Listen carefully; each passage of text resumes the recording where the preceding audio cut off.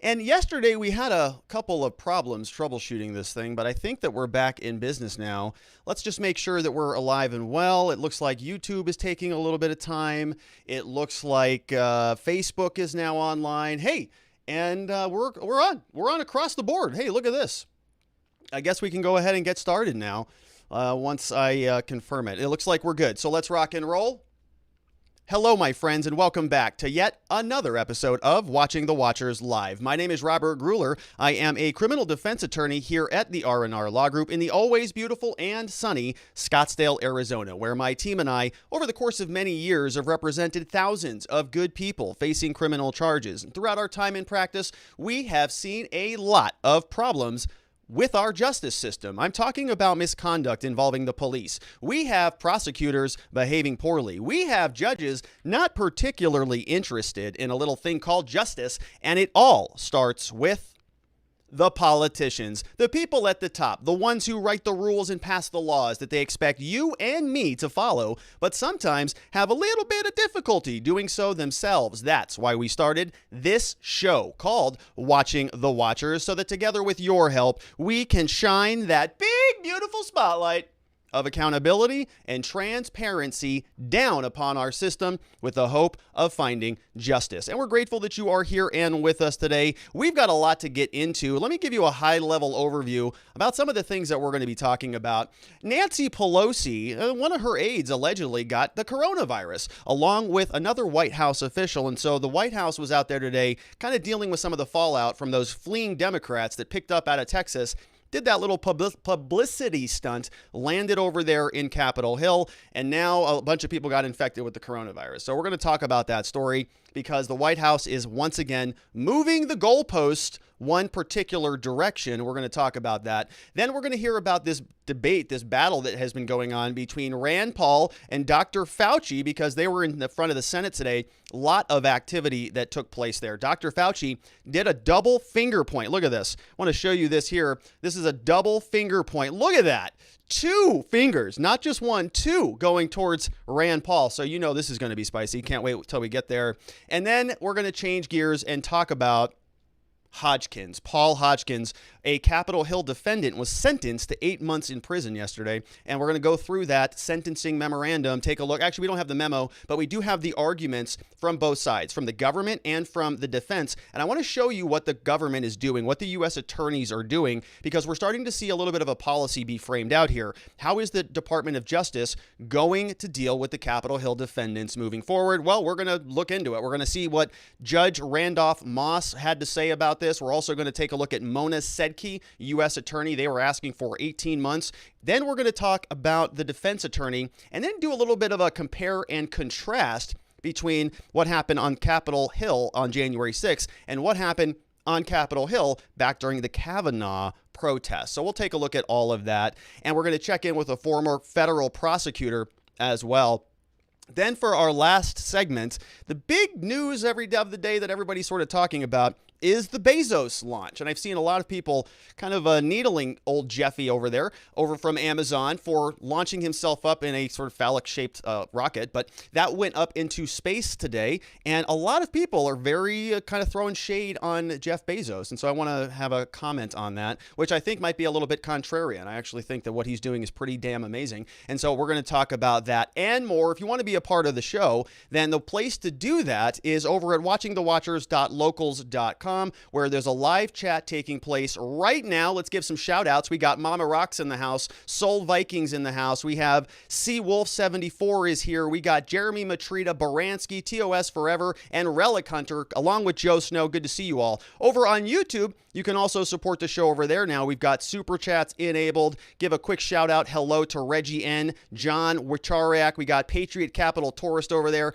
Playin' Hooky, Take the Clown Pill, and many others over on YouTube. I don't have the integration for super chats, I think, figured out yet. So don't send those if you want me to put those on screen, but I think I can see them. So I'll try to work those in if you send those. But the main place to support us is over at watchingthewatchers.locals.com, because there is a form over there that you can use to ask questions if you are a supporter. It looks like this, and we're going to be taking questions from that form about all of the different topics that we cover throughout the show. So without any further ado, my friends, let's get into it. The coronavirus is still active in some parts of the country, some parts more than others. One that is more than others currently is Capitol Hill. Why? Because a bunch of Democrats fled from Texas, trying to escape having to vote, kind of do their job on a voting rights bill over in Texas. They said, we're going to pick up, hop on an airplane that's chartered for us with our pack of Miller Lite and go land in Washington, D.C., where there we're going to, I guess, meet with all of the other Democrats who are very excited about making a big deal about mostly nothing. So they did that, and unfortunately for everybody there, somebody had the coronavirus. And so they showed up sort of like a missile being launched out of Texas right over into D.C.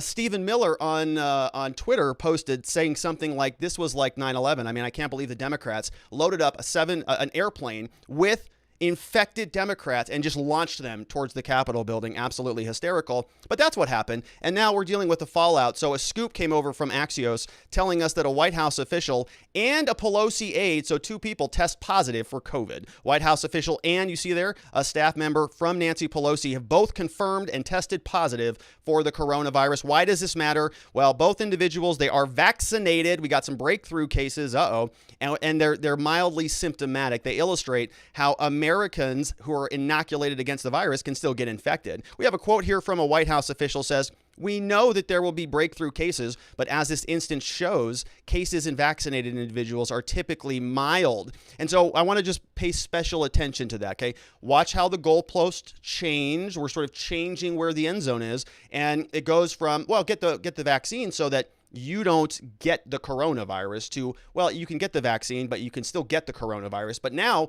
your symptoms will be less severe. So it's kind of different, right? It's a little bit of a change, but we got to be very careful with our language and continue to pay close attention to that. So driving the news, the Pelosi staffer helped usher a delegation of the Democratic Texas lawmakers. So you can see the chain here. You can see it went from one of the 6 lawmakers who flew in there into Washington, met with a Pelosi staffer, boom, that staffer got infected. Both the staffer and the White House official were on the same rooftop reception at the Hotel Eaton on Wednesday last week. White House official has not had any recent direct contact with President Biden, who is usually immune to the coronavirus threats because of his double and triple masks. Now, this was the image, of course, that we showed earlier, I think last week.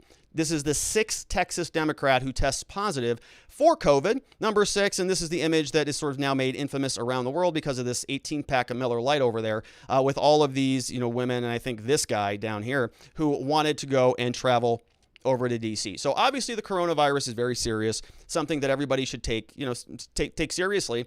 And I'm not, thrilled to say that other people have it, right? It's not something that we should be, gleeful about because it is, of course, interesting, problematic, right? We don't want anybody catching the coronavirus. But the question here is, what are the Democrats doing? What is the response to this over from the White House? And this is, yet again, another one of these incidents of these breakthrough cases that we keep hearing so much about, right? All of the Texas Democrats allegedly were vaccinated, and 6 of them got the coronavirus. And so you're going to hear a very pertinent question coming once again from Fox's Ducey over towards Jenn Psaki today here at the White House press briefing. And she is saying specifically, she gives us an answer here because Ducey says, Jen, come on. You had like 10% of the Texas Democrats all test positive for COVID. So, what's the White House response to this? What are you guys going to be doing about this? Here's Jenn Psaki today in the press briefing room. Thank you, Jen. More than 10% of the traveling party with these Texas Democrats now claim to have a breakthrough case. Is there any concern that this trip that was intended to advocate for voting rights is now a super spreader? Hold on, let me turn the audio up just a bit. Event in Washington. Well, I would say that's not a characterization we're making from here. We certainly understand there will be breakthrough cases. Even vaccines that are incredibly effective are not foolproof. They're not 100% effective. We've seen that. Here's the good news, though. We know that these vaccines, that these individuals, I think, if I'm correct, have been vaccinated. It means that it protects from death. It protects from serious illness. It protects, for the most part, from hospitalization. So that is a good sign. Now that COVID-19, after contact with those Democrats, has reached the White House, what is your message to these Texas Democrats? Our message continues to be thanks for standing up for voting rights and the rights of Americans to have their voices heard at the voting booth, and we appreciate their efforts in that regard. All right. So, we applaud them for fighting for voting ideals and America and all of that stuff. But you see how the goalposts move just a little bit, right? Originally, it was something like take the virus or take the vaccine so you don't get sick. But now Jenn Psaki just came out and said, well, you can get it and you can still get sick. But the benefit of it, of course, is that you are not going to be hospitalized. Oh, except in some cases, you actually can be hospitalized, according to her own statement. And so I found this very interesting graphic over there when I typed in moving the goalposts on Google. And this actually came up, right? The standard continually changes in front of our very eyes. It's not even anything that's surprising now. But now we can see here that the old standard was, of course, get the vaccine. Why? So you don't get the coronavirus. That was the big deal. Now it's get the vaccine so you don't get really sick if you catch the coronavirus, or more importantly, this could be when, right? If this is really going to be something that is sort of being talked about as a seasonal flu type of a thing. Not saying that it is the seasonal flu, of course, but the conversation being that every year we may see some flurries of the coronavirus. And so we're starting to see conversations about booster shots and about a third dose, and the list goes on and on. That sometimes these new variants may not be responsive to the vaccines. The vaccines may not protect against them. So, we're starting to see that the vaccine era doesn't really have an end date. It can kind of just keep going and going and going because the goalposts keep changing. And we'll see where it goes. But while we're doing that, we certainly want to look backwards. We want to take a peek back down memory lane and ask ourselves, where did this come from, right? We spent a lot of time talking about this. The Nicholas Wade article on my other channel, linked down in the description below, where I went through the entire article that Nicholas Wade wrote, brilliant article, and analyzing some of the different factors that one might analyze if they're trying to decipher where the virus came from.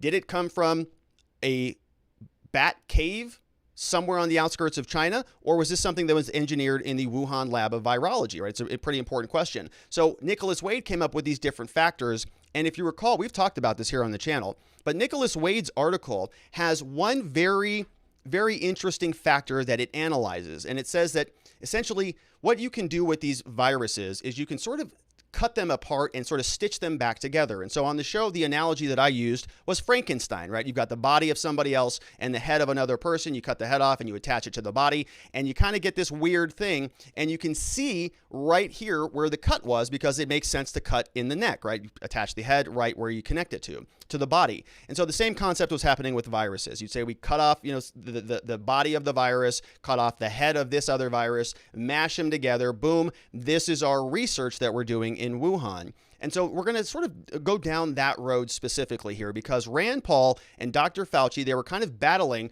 over that concept about gain of function research and about whether or not labs and scientists were doing a deep dive to see if they can kind of make those Frankensteins, or take a virus that we already know a lot about and make it worse, make the functionality sort of gain function, make the effects of the virus more severe so that we could study it. And then, of course, develop vaccines and therapeutics to respond to these new viruses. The long-term plan speculating that these were going to come out anyways, and so we'll be ahead of the game by making sure that we're doing our research. So Rand Paul and Dr. Fauci get into it. Now, this is a very complicated conversation. We got Rand Paul, who's a doctor. We got Dr. Fauci, who's also a doctor, and they're talking about very complicated science and genomes and different, very scientific concepts that we're not going to spend time on here. But we don't need to, because Pundit over from Hot Air gave us a nice synthesis, and he gives us a headline. He says, Rand Paul to Fauci, you perjured yourself by claiming you didn't fund gain of function research in Wuhan there. And so we're going to go through this very briefly, but he says, I'd love to tell you who's right in this dispute, but the study that Rand Paul references is so highly technical that it reads like hieroglyphics to me. He says you combine that with a running dispute about what constitutes gain of function research, and it's hard for any layman to draw a conclusion. And so, of course, Pundit speculates that this is going to just divide people. If you're sort of pro-Fauci, you're going to stay pro-Fauci. If you're anti-Fauci and pro-Rand Paul, you're going to stay pro-Rand Paul. He also says that today what happened here is that Paul confronted Fauci with a simple question. In May, Fauci told the Senate that the NIH had never funded gain of research at the Wuhan Institute of Virology, which we know is BS. But the 2017 study, quote, discovery of a rich gene pool of bat SARS-related viruses, credits the NIH with funding. and describes something that sounds a lot like gain-of-function research. So the question is, of course, did Fauci perjure himself? And that is coming directly from Rand Paul. So we're going to get into this. It was about a 6-minute conversation that took place because I think Rand Paul only had 5 minutes in the Senate. We're not going to listen to the whole 5 minutes. I've got 2 clips for you. Before we get to them, I want to show you some of those hieroglyphics that Allah Pundit was talking about.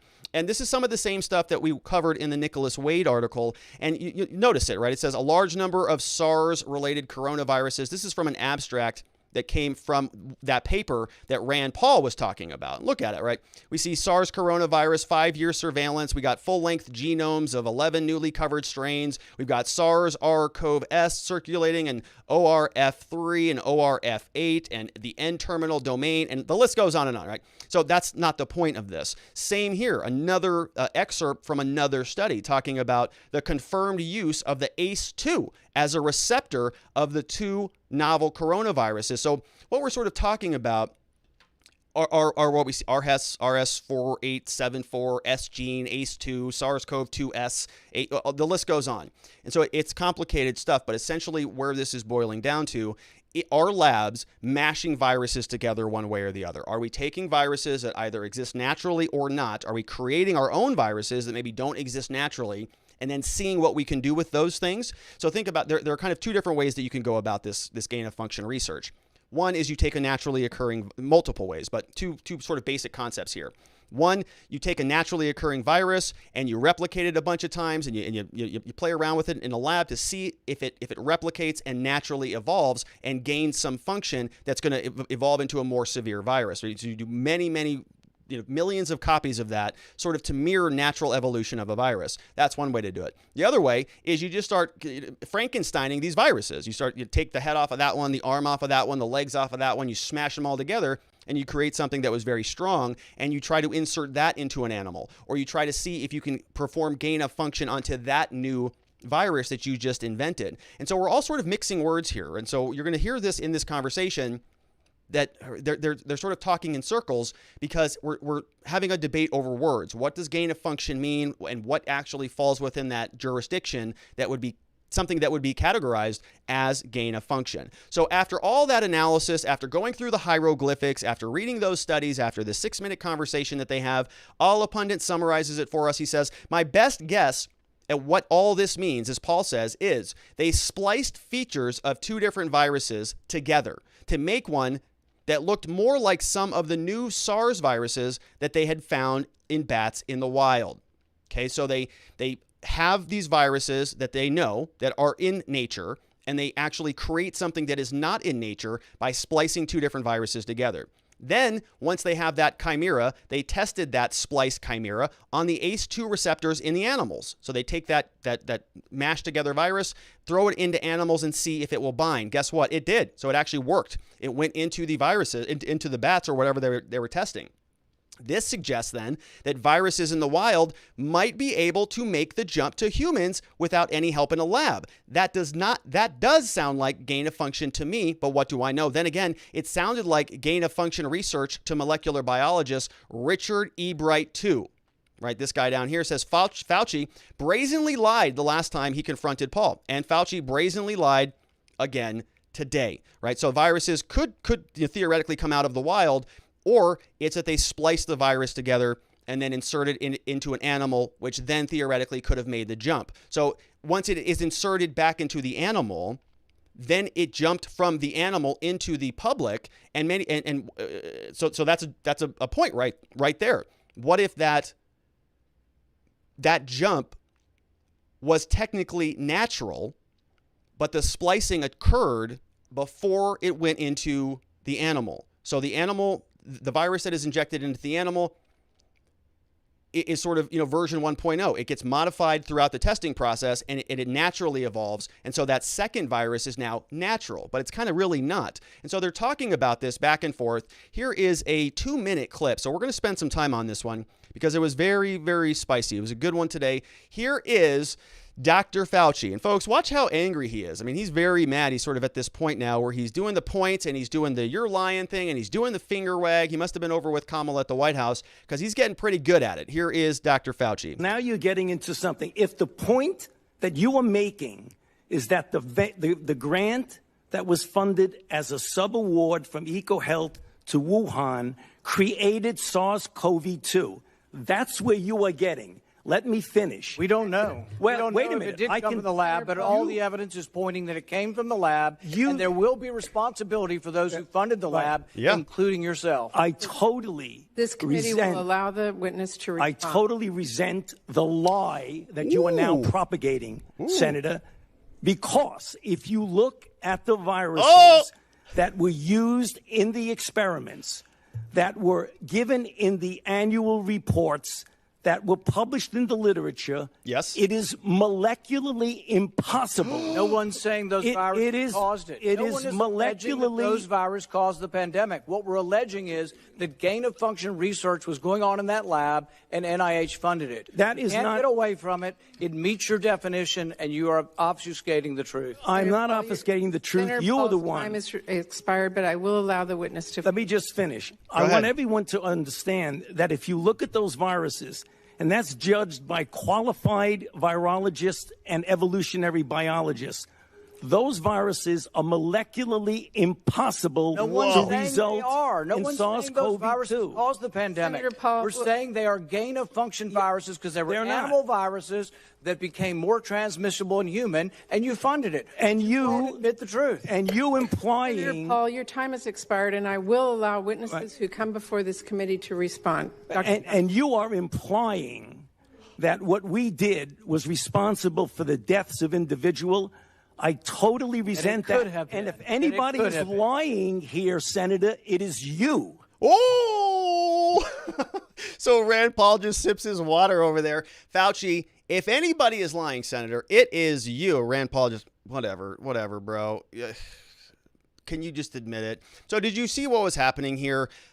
Rand Paul is asking questions not about the coronavirus specifically. He's saying, listen, we're not talking about the coronavirus. Can you stop with it for 2 seconds? I know you're on CNN every day for 40 hours a day.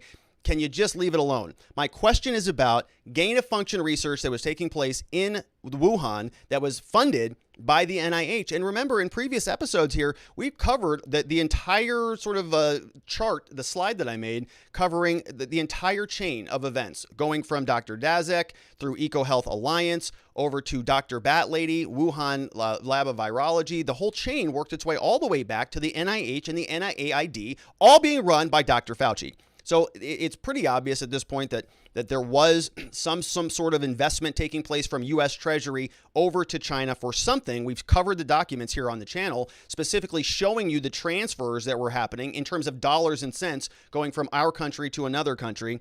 And now Dr. Fauci is, of course, sitting here saying, no, it had nothing to do with anything. And multiple people are confirming that he is less than honest on this particular topic. So let's see. Another question here. I think this is a different clip. I clipped these earlier. Let's see what we got here. Rand Paul again. Dr. Fauci, knowing that it is a crime to lie to Congress, do you wish to retract your statement of May 11th where you claimed that the NIH never funded gain-of-function research in Wuhan? Turn your mic on. Come on, Doc. Turn it on. Senator Paul, I have never lied before the Congress, and I do not retract that statement. This paper that you are referring to was judged by qualified staff up and down the chain as not being gain of function. Who? Dr. Daszak? Let me finish. You take an animal virus and you increase its transmissibility to humans. Right. You're saying that's not gain of function? Yeah, that is correct. And what? Senator Paul, you do not know what you are talking about, quite frankly. And I Got want the to head say bob. that officially. You do not know what you are talking about. Okay, you get NIH, one person. Let's read from the NIH definition of gain of function. This is your definition. Do you see the head bob on that?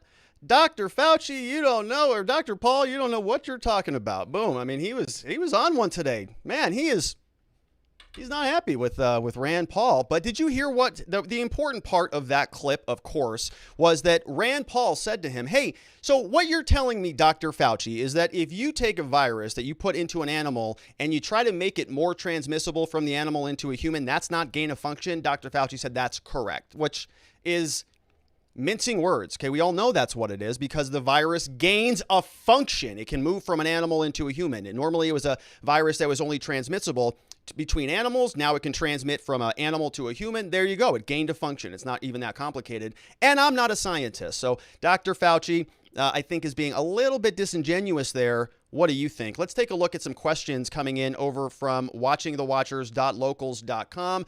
We're going to jump right into the questions that are coming in from the Watching the Watchers show question form. And we've got a few of them queued up. We got first in the house is Want to Know says, some doctors, maybe the CDC, are saying that after vaccination, it's easier to test positive. So you see that there from Want to Know.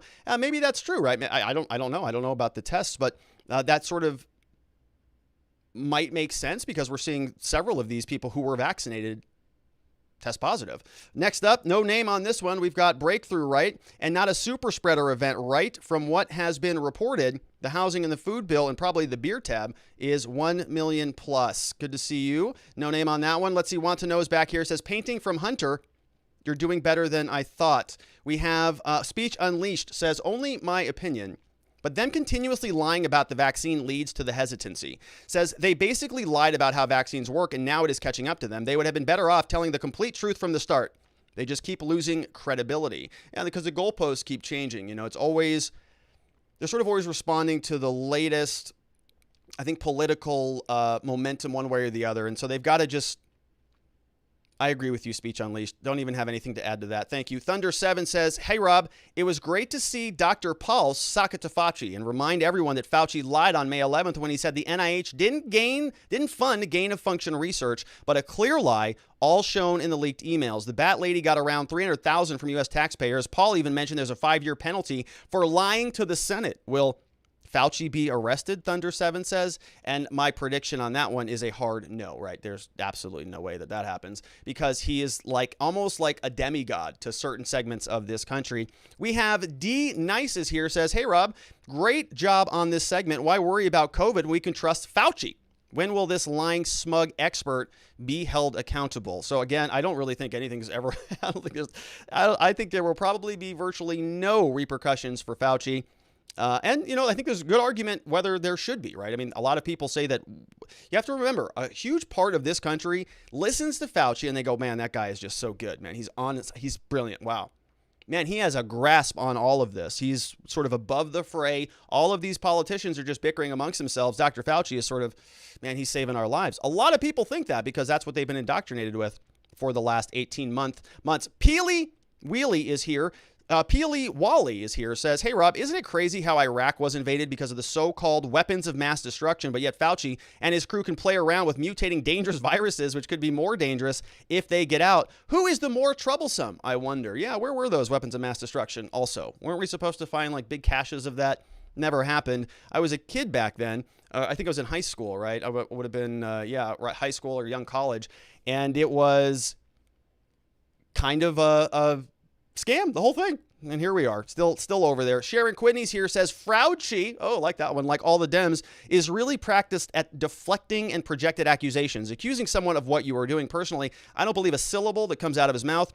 How do you know when Fauci is lying? When his lips are moving. He makes me sick. That is from Sharon Quidney. Good to see you, Sharon. We have Joe Snow is in the house, says, what is the penalty for crimes against humanity? So, you know, it's a good question, Joe. I think that's kind of a broad category that encompasses a lot of different things. And I don't know what the answer is for some of those, right? What would the crime against humanity be? And who would penalize that? Probably the World Court or something like that, right? My jurisdiction is limited to there. But I think I understand your point in general. Good to see you, Joe. We've got Soul Viking is here, says, unlike other legislators, Rand Paul is a doctor and cannot be dismissed by Dr. Fauci like many of the others. That's from Soul Viking. And that's exactly right. That's what was so fun about this is that Dr. Fauci is up against Dr. Rand Paul. And, I know who I'd prefer to do my my annual checkup. Let me just leave it at that. We have John Delar, 52, is here. It says, for God's sake, the coronavirus is an obvious bioweapon. Why does anyone talk about the timing of the virus and that it came out from China? Trump is biggest enemy. All this talk is BS. They don't want the truth to get out. We're going to do this virus dance forever. Well, it's kind of like that graphic that I played earlier. in my earlier slide where you kind of put the carrot in front of the horse, and the horse or the donkey will just keep walking indefinitely. We also have Kenny 1B says, as a PhD, I understand the need to have detail and the nuances on the topic, but something is clearly wrong with Fauci, right? And I'm with you, Kenny 1B, right? I really don't have much interest in spending a lot of time dissecting all of the different abstracts and the different studies, but I looked at a lot of the documents about the checks being cleared and sent over there, and, I think it's pretty obvious what happened, but we'll see what the evidence shows. Farmer's daughter says, Robert, the look on his face is the same one that Hunter Biden had on his face when confronted about the laptop. Big-eyed, for real. Yeah, did Hunter have the head bob too? I don't know where the laptop came from. I'm Hunter Biden. No, I don't know. That guy, that interview was so bad. All right, let's see what else. We got 363. We have Kareem165 says, the one thing Fauci got right is the name of the virus. It's technically SARS-CoV-2, not COVID-19. Well, thank you for that clarification. And we have another no-namer says, we know they are lying. They know they are lying. They know we know they are lying. We know they know. We know they are lying, but they are still lying. Alexander Solzhenitsyn. Doesn't Jordan Peterson talk about Solzhenitsyn? All right. Brilliant quote. I absolutely love that one. I'm glad that this is going to be saved. And our last question on the segment is from Farmer's Daughter says, the best punishment for Fauci is to die in obscurity. So certainly we don't want him to die, right? We certainly don't want that anybody to die on this channel. We don't talk about violence here.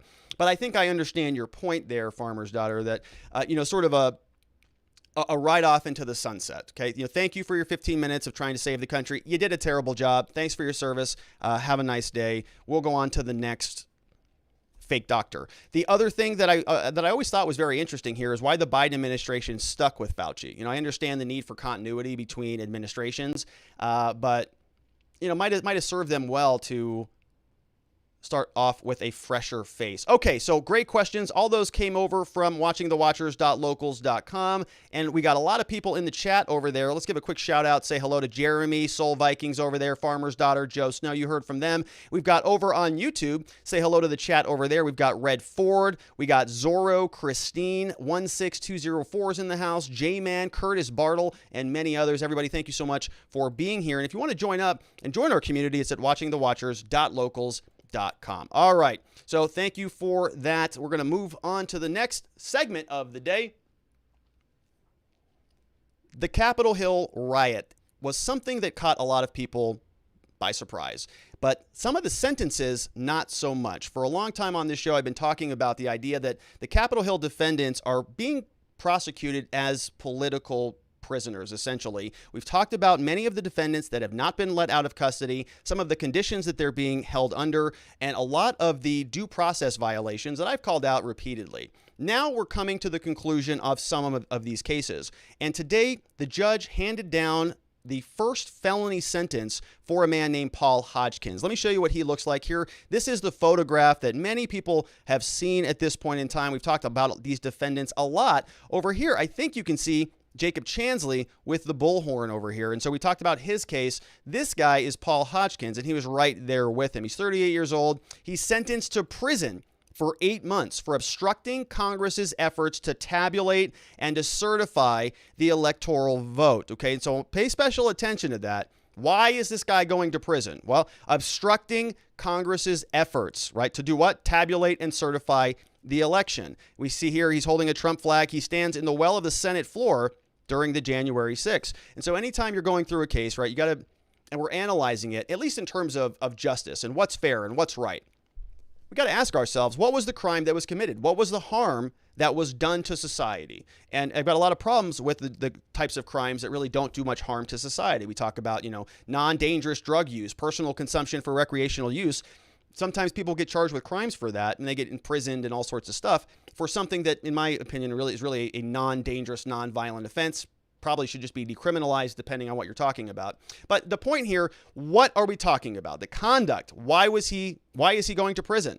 Let's see if we can break this down. What we're going to do is we're going to go through the arguments that took place during the sentencing. For those of you not familiar, of course, I am a criminal defense lawyer, and so at a sentencing proceeding, what happens is you will hear arguments from both sides. The government, via the prosecutor, will come out and they'll say, listen, judge, this is why this case was so bad, and we're going to be asking for a major penalty. In this case, it was 18 months, as we're going to see. Then the defense comes out and they argue the other way. They say, no, that's ridiculous. That's way too much time. We want something significantly less than that. In this case, it was probation. And so we're going to be seeing now how the judge dissects the offerings, the opinions, and gives us a final sentence. Let's see what's happening here. From Politico, written by Josh Gerstein, says a federal judge handed down the first felony sentence in the January 6th storming of the Capitol case, sending a Florida man, to prison for 8 months for obstructing Congress's efforts to tabulate and certify the votes. The sentence for Paul Hodgkins went on Monday. He was there. The judge who ruled on this case was Judge Randolph Moss, and we're going to look at him here in the next slide. The defense asked for no prison time. They wanted a probation type of a deal. Judge Moss, as he was sentencing him, sent a profound and dangerous message. Said by raising the flag, it was a problem. The symbolism of that act, he says, is unmistakable. In that act, he captured the threat to democracy that we all witnessed that day. People have to know that assaulting the Capitol and impeding the democratic process, even if you don't come bearing arms, will have consequences. So let's read that one more time here. Let's pay special attention to this. The act of symbolism of that act is unmistakable. So to this judge, symbolism was very important. So symbols, also very important. The first thing that we learned, that if you obstruct congressional efforts, that's a problem. So obstructing congressional efforts is a problem. Symbolism is a problem. And we also have a threat to democracy. Okay, what does he say? Impeding the democratic process is a big problem. The judge said this, that impeding the democratic process, assaulting the United States Capitol, so assaulting the Capitol is also a problem. Let's see if we can, we're going to just put a pin, check that off. Okay, symbolism, democracy, Capitol building.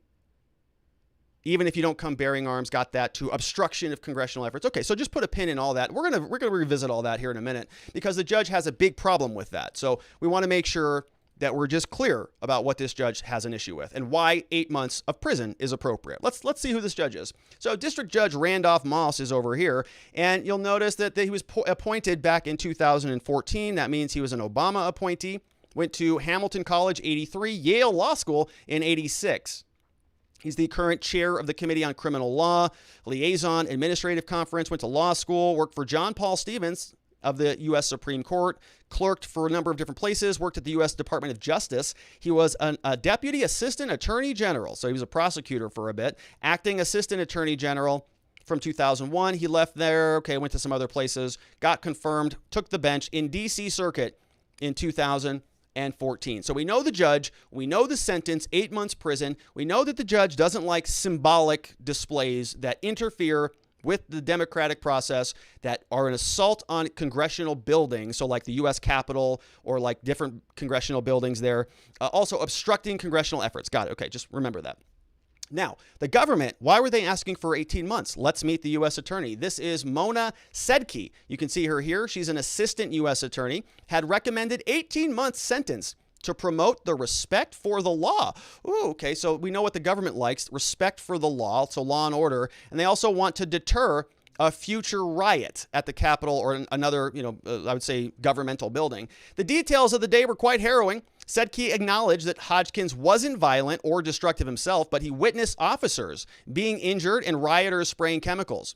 So he didn't do those things. He just saw it. I guess that's a problem. She said he was ready for conflict with goggles and gloves. Okay, so preparation. Benefited from the violence. So he benefited from the violence of the others. So if somebody else is being violent and it helps you, you're in trouble. He was among 50 people who made it into the Senate chamber. Okay, so keep in mind this also, right? We're talking about location. So people in the Senate chamber, we have a new fact that is problematic for the government and for the judges. If you're inside a physical location, in this case, the Senate chamber, that is going to be problematic. At its core, this was a grave danger to our democracy. So we have another U.S. attorney who's ranting and raving about democracy, democratic ideals, and going through the democratic process. She was so over the top here that she called this an act of domestic terrorism. See that right there? an act of domestic terrorism. This is Zoe Tillman. Zoe Tillman is a reporter over at BuzzFeed. She was there actually during the sentencing hearing, so she gave us a play-by-play of exactly what the government said. Let's run through this. Now, for those of you who do not know, the federal courts don't allow you to record, or they don't live stream or any of this stuff. So you can't even record anything. So you actually have, you see all the paintings and the pictures of people in federal court. That's because nobody can actually record anything. So Zoe Tillman was there. She gives us a play-by-play. So she says the government, Mona Sedki, wants 18 months and 3 years of supervised release. So not only 18 months, but also 3 years. Right? So this guy would have a probation officer, somebody he's checking in with for the next 3 years. That is not insignificant. Okay, that's very expensive. It's a big pain in the rear. You've got to sort of be compliant with somebody for 3 years. So not only 18 months, but another 3 years on top of that. So almost a full 5-year penalty for this. And so we're going to talk about that. She begins by saying that there were disturbing aspects of the offense. The goal was to subvert the election. So we also don't like subversions. Okay, so if a subversion happens, that's a problem. She says the methods the rioters used was problematic, like intimidation. Okay, keep that in mind. Judge jumps in to note that he wasn't accused of violence. And he says, the government says, yeah, but his role was intimidation, just being there. It's important to consider the context. So just him being there was enough, intimidation. So that's almost like violence. It's not actually violence, but almost. Sedki says, this is the government, that of the various injuries that were caused by rioters, Hodgkins was critically involved in the first type of injury, which was imperiling democracy. Oh my gosh. So imperiling democracy is an injury. Right. So he wasn't actually violent. He didn't actually strike anybody. There wasn't actually, any physical harm that was caused, but he did imperil democracy with his offense, which you could arguably say about basically anything. Right. Any type of crime that causes disorder in our society is disorderly. It's causing our society harm. Well, you're trying to harm our society. You're trying to wreck Arizona. We're a democratic state here.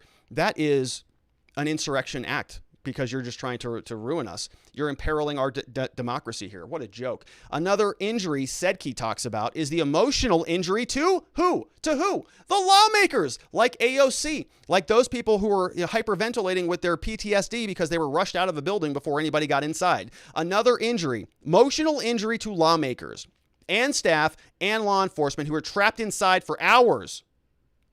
Many will bear emotional scars for a long time or forever, she says. Okay. Sedki argues that Hodgkins came prepared for a confrontation. We already saw that. Sedki, the government, also says the reason the government is seeking the mid-guideline sentence was that throughout his time, he doesn't turn around. When he's in the Capitol building, he doesn't turn around and go the other way. She says that she struggled to come up with a pithy catchphrase that would resonate with the court because prosecutors are not very creative. So instead, she stresses a phrase that Moss and other judges have used, right, using their language, saying that Hodgkins participated in, quote, a grave danger to our democracy. So not very creative, pretty boring, pretty bland. Not a surprise, though, a U.S. attorney over there. And she is out there just using the same language that the judge used. Why would you not? Why would you try to create something clever? Just do whatever the judge is already saying. If the judge already said this is a grave danger to our democracy, I'll just pick up that language. Everything else gets copied and pasted from the U.S. Attorney's Office, so why not that? So, all right, that is what the prosecutor was talking about. A lot of emotional scars happening there for a lot of people. And, the lawmakers have a lot to deal with. So this attempt to imperil democracy, even though it wasn't violent, other people were violent, but we're going to sort of impute that to Mr. Paul Hodgkins. He was in the vicinity. Other people were committing the criminal acts, but he was nearby. So we're just going to sort of attribute that to him. If you think that's a very good standard, that's a reasonable standard, if you'd like your son or daughter to be out at a club or a bar or something like that, and somebody does something crazy and they were just there, you sort of get imputed their activities, don't you? How would that feel? Not too good. Let's see what the defense attorney here had to say. Paul Hodgkins' lawyer is Patrick LeDuc. He grew emotional. He insisted it was a mistake to brand this as terrorism. He said it's a protest of Americans that got out of hand. Right? Domestic terrorism is the language that they're using now. And I want to make a special point on that. Okay, this is the U.S. Attorney's Office. This is their official policy position now. This attorney didn't come out here and wing this case. Well, Judge, I don't know. What do you think? 18 months? How does that sound? Okay. This isn't a U.S. attorney who went to her boss, a bureau chief somewhere over there, And they decided this is going to be the decision. They're going to ask for this for non-violent felony offenses, in my estimate, moving forward. This is the standard. And that request for the 18 months and the 3 years probation, they're going to probably offer that to a whole slew of other defendants that exist. Now, the problem with this is that the characterization of the offense. This is the U.S. Attorney's Office saying specifically, we are calling these domestic terrorism. We can't charge it as that.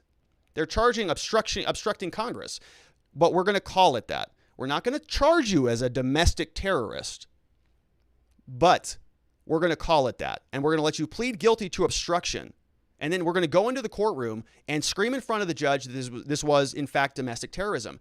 Okay, if it was, then why didn't you charge him with any offenses like that? Why are you letting this domestic terrorist get away with an 8-month plea deal? Because it's not domestic terrorism. And what you are doing is you're trying to captivate the judge, who you know is previously inclined to dogpile on the Capitol Hill defendants, using language that's going to, ring the bell for him. And you're doing it in a way that is going to make a penalty for a particular defendant grossly worse than other similarly situated defendants. Paul Hodgkins' penalty is significantly worse than other people who did similar conduct, as we're going to see. Paul Hodgkins says his defense attorney is not my enemy, not a domestic terrorist. Luddick serves as a colonel in the Army Reserves. He says, all of this commentary about January 6th being an act of domestic terrorism, I find it to be offensive. I think it's gaslighting the country, and it needs to stop. It was a protest that became a riot. Yep. Leduc said that if the Capitol riot amounted to domestic terrorism, civil unrest in recent months in Minneapolis and Portland should also be categorized the same way. It says, quote, if we're going to label this protest as domestic terrorism, then please consider this. Where do we draw that line? Expressing concern about First Amendment rights, but Moss, the judge, jumped right in and said he rejected the suggestion that these were just a political protest that got rowdy. It's not what he said, Judge. He said it was a protest that became a riot. It's right there in quotes. It's right there. He didn't say it was a protest that got rowdy.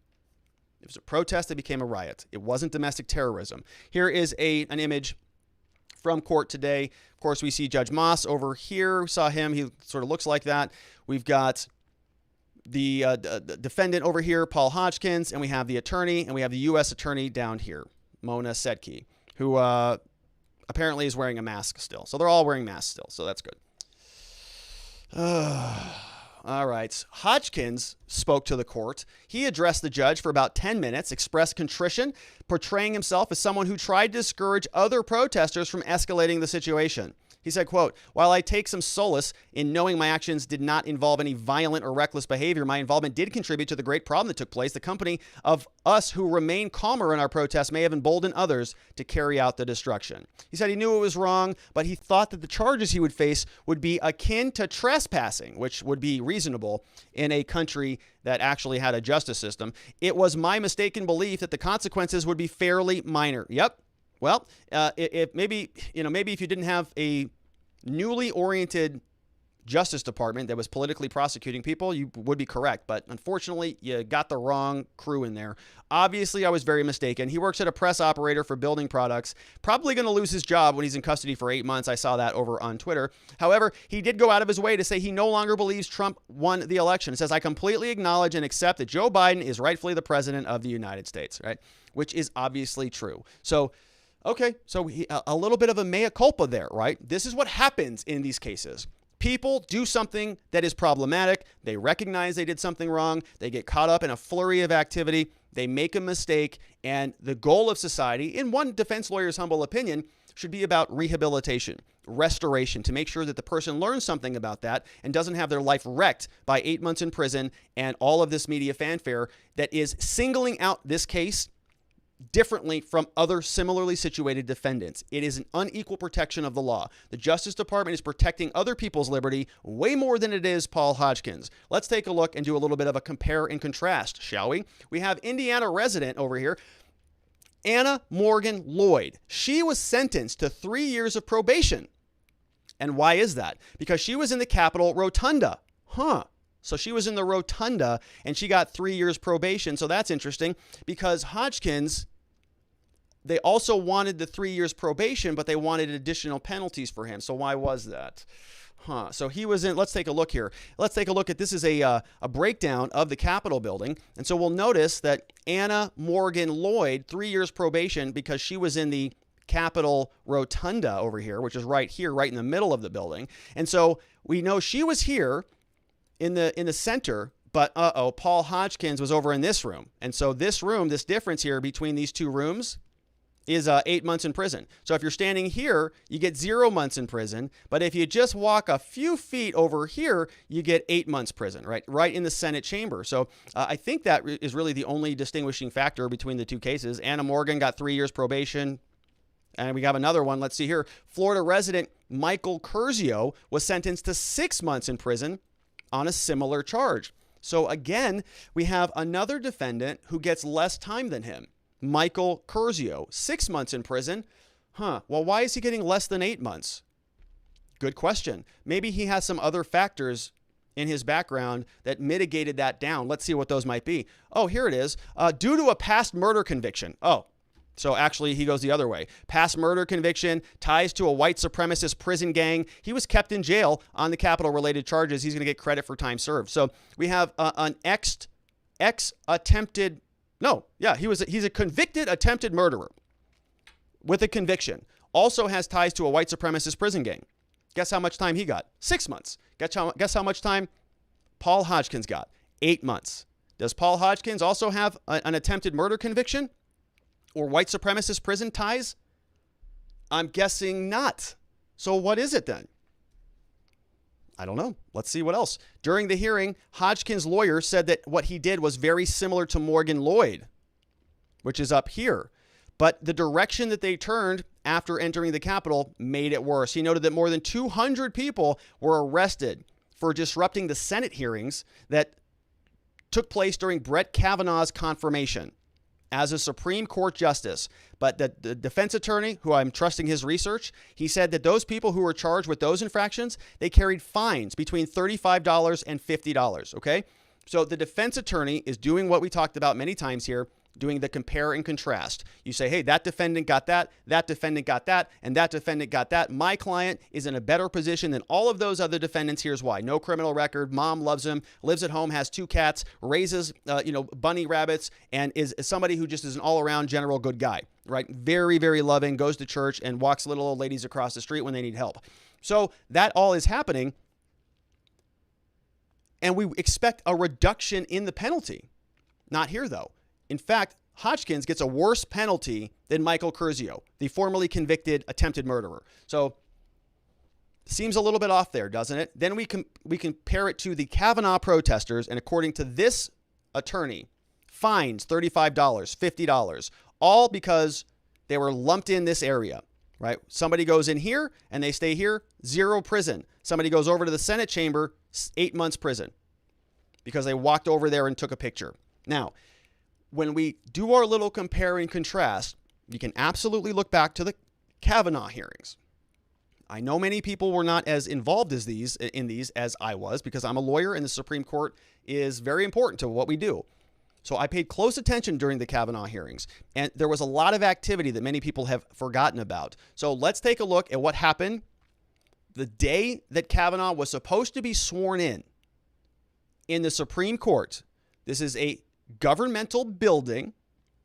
We know that the language they used previously was all about assaulting the Capitol. Remember, the judge said that. Interfering with democracy, intimidation, trying to stop a process from happening, interfering with the formal governmental process. Here's what happened. This was from CNN. Kavanaugh to be sworn in as a Supreme Court justice. Here's Chief Judge Roberts here doing the swearing in. Kavanaugh got confirmed. This is the door to the Supreme Court. Right here. The door. Front door. You can walk right in here. We're going to watch what these people are doing.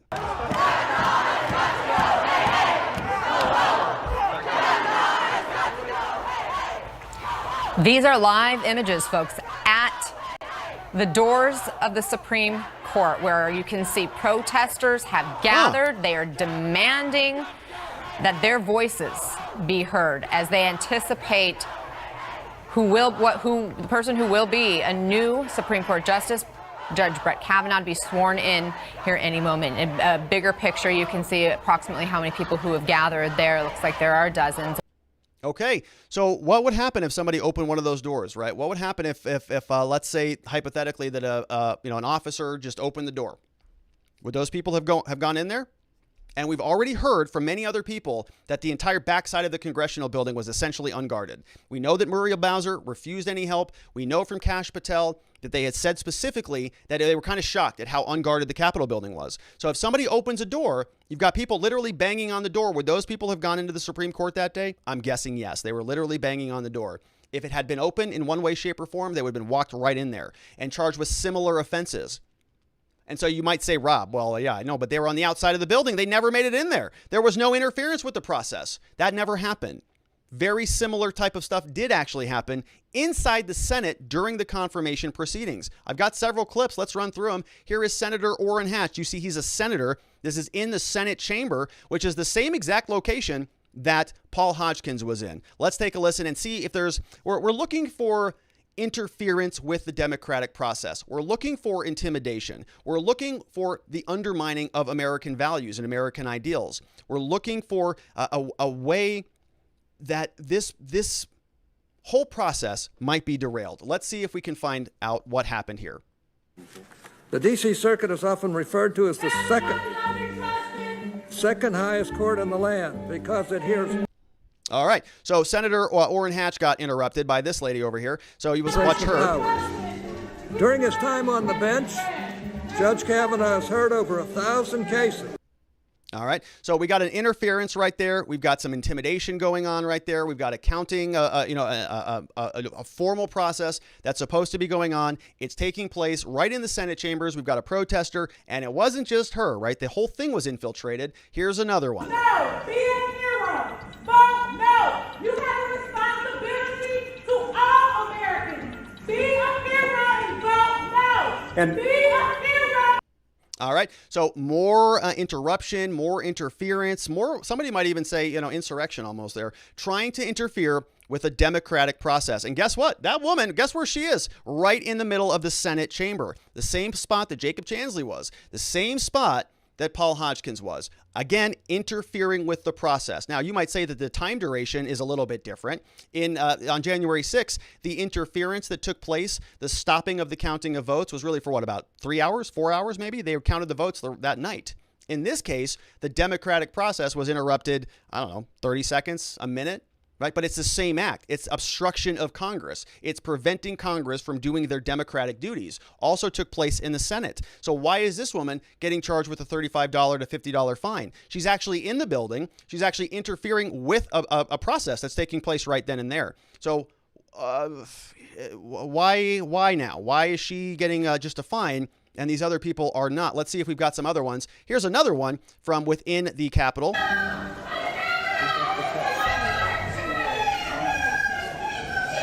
Okay, intimidation, they all breached in. A good judge never... All right, so another one, right? The list goes on and on, folks. This happened the entire time. They were just infiltrating it, standing up, interfering with the process. The whole list goes on and on. Now, it wasn't as, violent. It wasn't as problematic as you might see from some of the imagery from January 6th, but neither was Paul Hodgkins' case, okay? If you're going to try to lump up the entire January 6th case and dump it on Paul Hodgkins' backs, that is not appropriate, because he is not responsible for that. He's responsible for his activity only, which is very analogous to a lot of these other protesters that we just saw. Was inside the chamber, interfering with the democratic process. They got $25, $35, $50 fines. Hodgkins gets 8 months in prisons. Give me a break, folks. I don't know what to tell you other than this is a clear political prosecution. It's obvious. Everybody knows it. Now, there is some people who might say, well, what about interference with the votes? Remember this guy? Remember this guy when he was in chamber and he was interrupted counting votes? Well, it happened again here. Sergeant at Arms the will votes. restore order in the gallery. I do not consent. I do not consent. She's screaming. Very shrill. I apologize. I should have given you a shrill warning. Interfering with the process. Keeps going. The Sergeant at Arms will restore order in the gallery.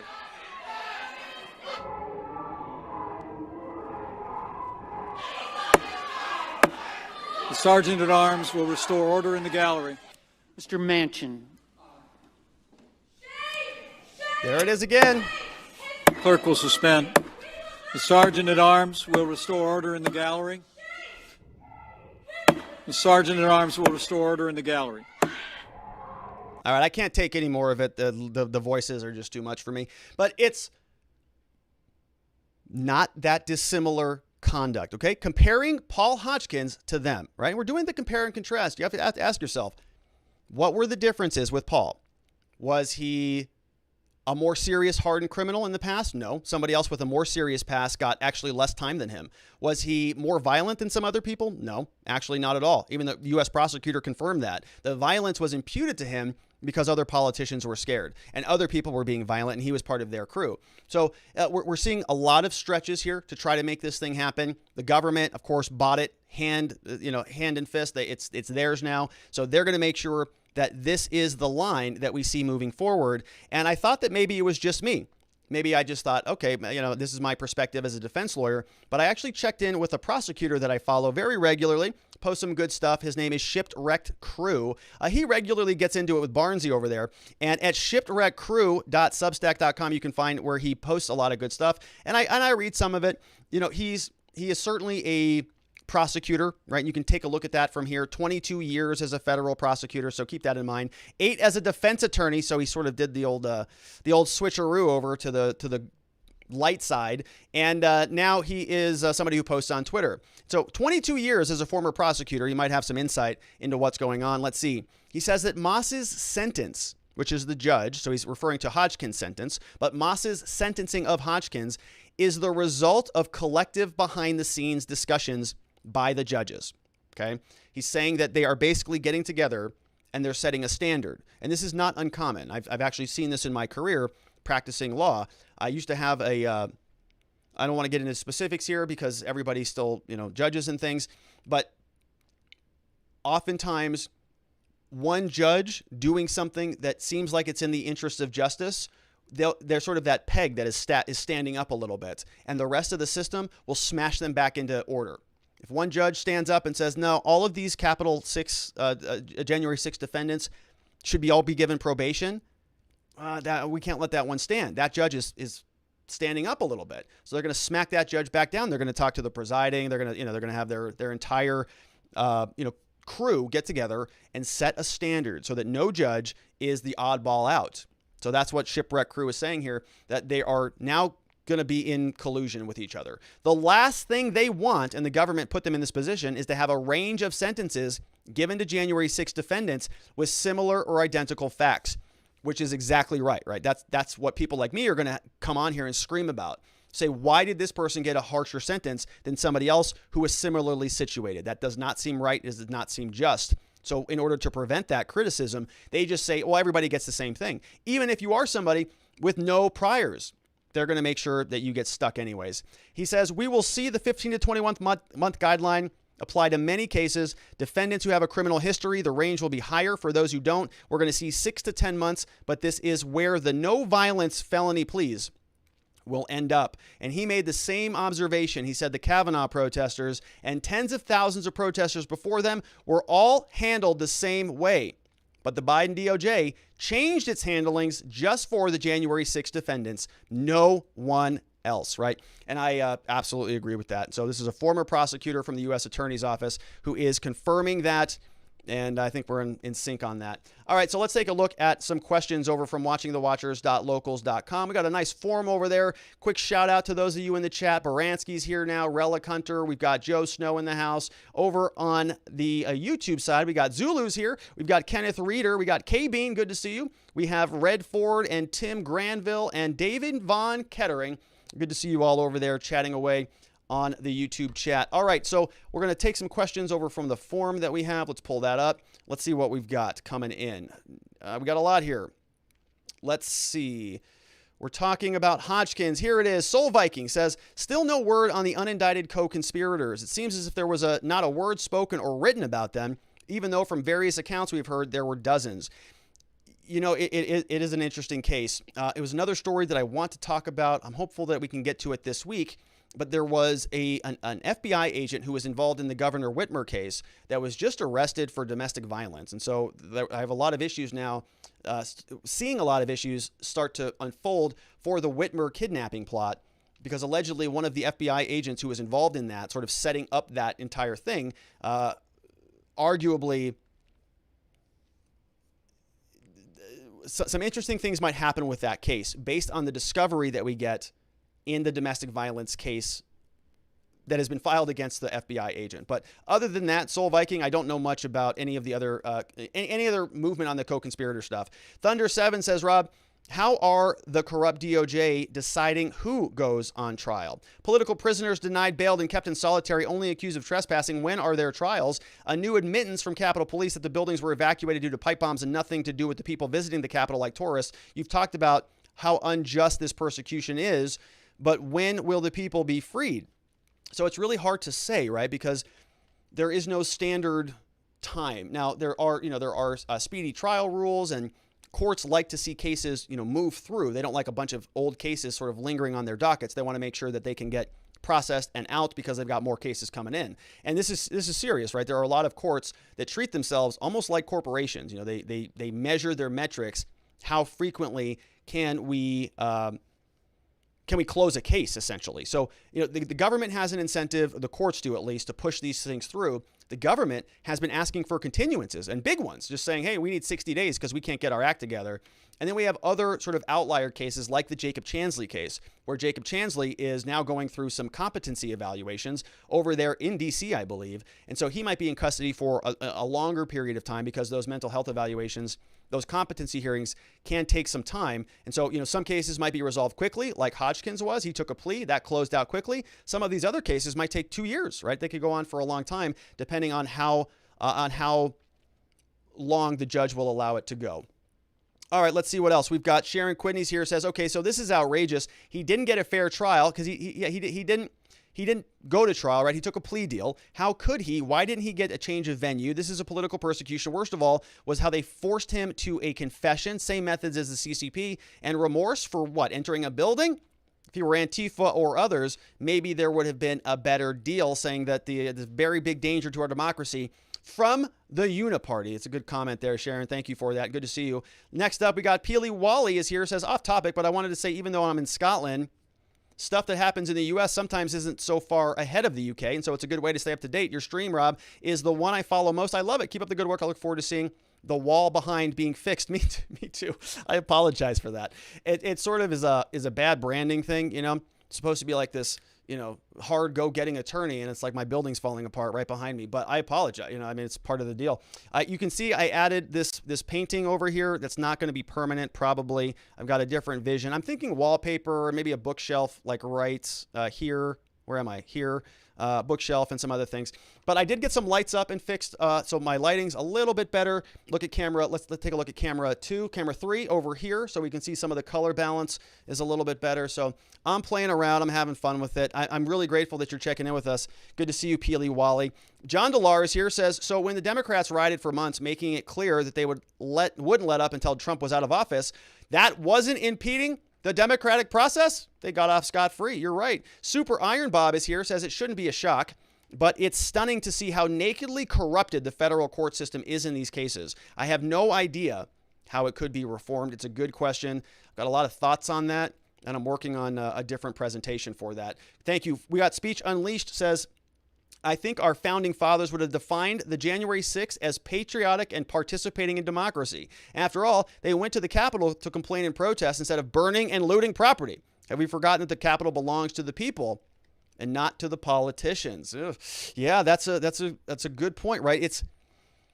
It's certainly not the house of the people where you can just go and sort of commandeer it, right? That's not part of the people's house.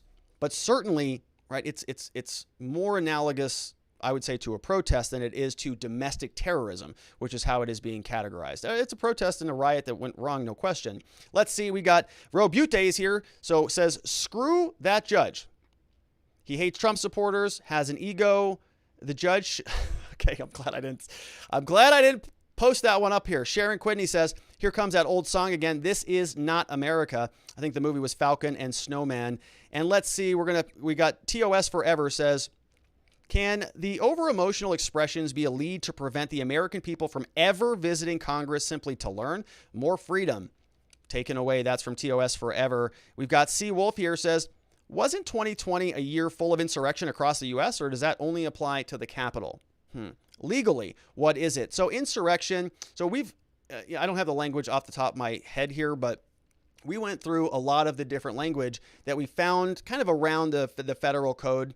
And insurrection was not one that really fit. I mean, they could have charged them with a more serious crime. They didn't, because it doesn't fit. Legally, I don't have the answer for you, C. Wolf, right now, but I did an old show back on this right after January 6th, where we talked a lot about the different definitions. We have Cove Queen says, if this is domestic terror, so is the summer unrest, and Kamala is an accessory. Yeah, because she was bailing people out on her Twitter. C. Wolf says, how does the Insurrection Act apply to the BLM riots, or does it not? Good question. I think we know the answer to that. We have Robute says, what's worse is the U.S. District Court. Federal court system is a joke for not allowing recording. It hides political prosecutions and corruptions. I like accountability here. You know that. What a joke. That, yes, people should assume that there are some serious problems with our justice system. Osak is here, says, Rob, maybe the defense team should start their own talking points or phrases to downplay the narrative. Facts are not working. Maybe play the feeling card. So I'm not sure that, they actually did kind of try that today. His attorney was, I'm reading the next comment. Their attorney was really making that pitch, right? That this is a good man. This is a good person. And this was a mistake, which I think is a valid argument. Miss Lucky is here, says, Sergeant Bob raises and cares for bunny rabbits. See, I was trying to throw out a bunch of things that amazingly good people with good souls and warm hearts do. And raising bunny rabbits was one of the first things that came to mind because they're just so cute and fluffy. And here we go. Sergeant Bob over in our own community, raising bunnies. Well done there, Sergeant Bob. Thanks for sharing that, Miss Lucky. Good to see you both. We have Leafy Bug is in the house. Says, off with their heads. Then sew their heads back on. I think you're talking about dolls and sewing, which is not the subject of this segment there. Leafy Bug. We also have Sharon says, if your shoe has been on the other foot and the Dems engaged in the riots, they'd probably be getting Nobel Peace Prizes. Want to know says, he entered in Pelosi, the Queen's chamber, without permission. It's very bad. I think a lot of this has to do with the photos, right? If you have a very bad photo taken of you and you're in the Capitol in the middle of what they call an insurrection, you're going to get a worse sentence. It's a photo penalty, because I think it's just a photo penalty. Or maybe it's a costume penalty. If you're wearing a costume where you have a flag draped over your shoulder, that is what causes the prison. Because the other people who were protesting during Kavanaugh's proceeding, they didn't really have those things, did they? Maybe that's it. All right, we got Soul Viking is saying, hey, ho, ho, not a riot, just the beauty of most full peaceful protest of Kavanaugh's big day. 2 sets of justice for the same acts, $35 to $50 fines. Wild. Channeling my inner Florida girl says, these terrorized Congress people earn this for demanding the refunding of police in the riot zones. They didn't care about the terror residents were going through and went right behind their security as soon as it happened. Star them. Good to see you there, channeling Florida girl. We have Aircraft Mech 123, who just joined up. Welcome, Aircraft. Says Hodgkins is just an unfortunate pawn, like Chauvin, right? It's the scapegoat. It's finding that one standout case and making sure that they get the full weight of that hammer coming down. And unfortunately, right, that happens, right? They have to make an example out of somebody. Osak says, Rob, think we were missing the big point here about what a failure to secure the Capitol by law enforcement was, and to think that there would be no problems that day. I think that equal blame should be placed on them. So Osak is talking about this concept of contributory negligence, saying that, hey, the government was partially responsible for allowing all this to happen, so why don't we just make them partially responsible for that and reduce the defendant's penalty accordingly? That works in civil cases, not so much in criminal law, but I understand the perspective, and there's some good, I think, conversation happening about that. Did the police open the doors? If so, right now you can sort of say that this is less about a formal trespass and more about, a questionable trespass, which doesn't help much, but I still think it's an argument. So Three Girlies is here, says, so setting a fire to a federal courthouse with people inside of it in Portland, Antifa and BLM get no sentences. They were disrupting democracy. They should not get this. They should get the same sentence for damaging federal property. Is there any way Hodgkins could appeal the sentence? No. I mean, he agreed to take the plea, and he agreed to the range of the sentence. So it's all been done, right? He knew what the range was and decided to leave it up to the hands of the judge. Advice of his attorney, and of course, probably many other people who said that you should do this. And so the attorney, I think, was actually fairly happy with the result, although I don't think I would have been. But maybe look, you don't know what the context is like in that situation, and so he maybe had to take a deal. That's all we can say about it. Hard to second guess a defense attorney's decisions after the fact. All right. And our last comment on this section is from Feisty Lady, says, wallpaper and a bookshelf? Nah, you need a Hunter original, which I think that's a great idea, Feisty Lady. One of my favorites of Hunter's is the fungus in milk painting that he did that looks like you sort of left a bowl of Cheerios out kind of for 2 weeks, right? Kind of like what happened in college, when you and your roommates would just throw a bunch of cereal bowls in the sink and just let them sit there for like 2 weeks. And you're like, will you clean your dishes? And somebody finally goes and does it, and you go, oh, Hunter Biden lives here. Look at all this beautiful artwork that's smashed across our our counter. Oh, what a joke. All right. So great questions. All of those came over from watchingthewatchers.locals.com. Thank you for all of your support over there. And we've got one final segment here on the show today. Jeff Bezos, let's do that again. Jeff Bezos blasts into outer space today. He said it was the best day ever because he was riding on a rocket ship that he built, his own company called Blue Origin. And now he is getting a lot of flack from this, many places in the media. And I actually kind of am excited about what he's doing, and I have a little bit of a different perspective to share. And so let's talk through it. Let's get started with the headline. Over from the AP, says Jeff Bezos blasts into space from Van Horn, Texas. He went on board a rocket ship, becoming the second billionaire in just over a week to ride his own spacecraft. Amazon founder was accompanied by an 18-year-old from the Netherlands, 82-year-old from Texas, youngest and oldest ever to fly into space. And so he came out and said, the best day ever. Capsule touched down on the floor. It was a 10-minute flight. And so, look, I've always been somebody interested in space. I think that is sort of, one of the remaining frontiers that is out there, and I like new frontiers, and I think it's exciting what's happening.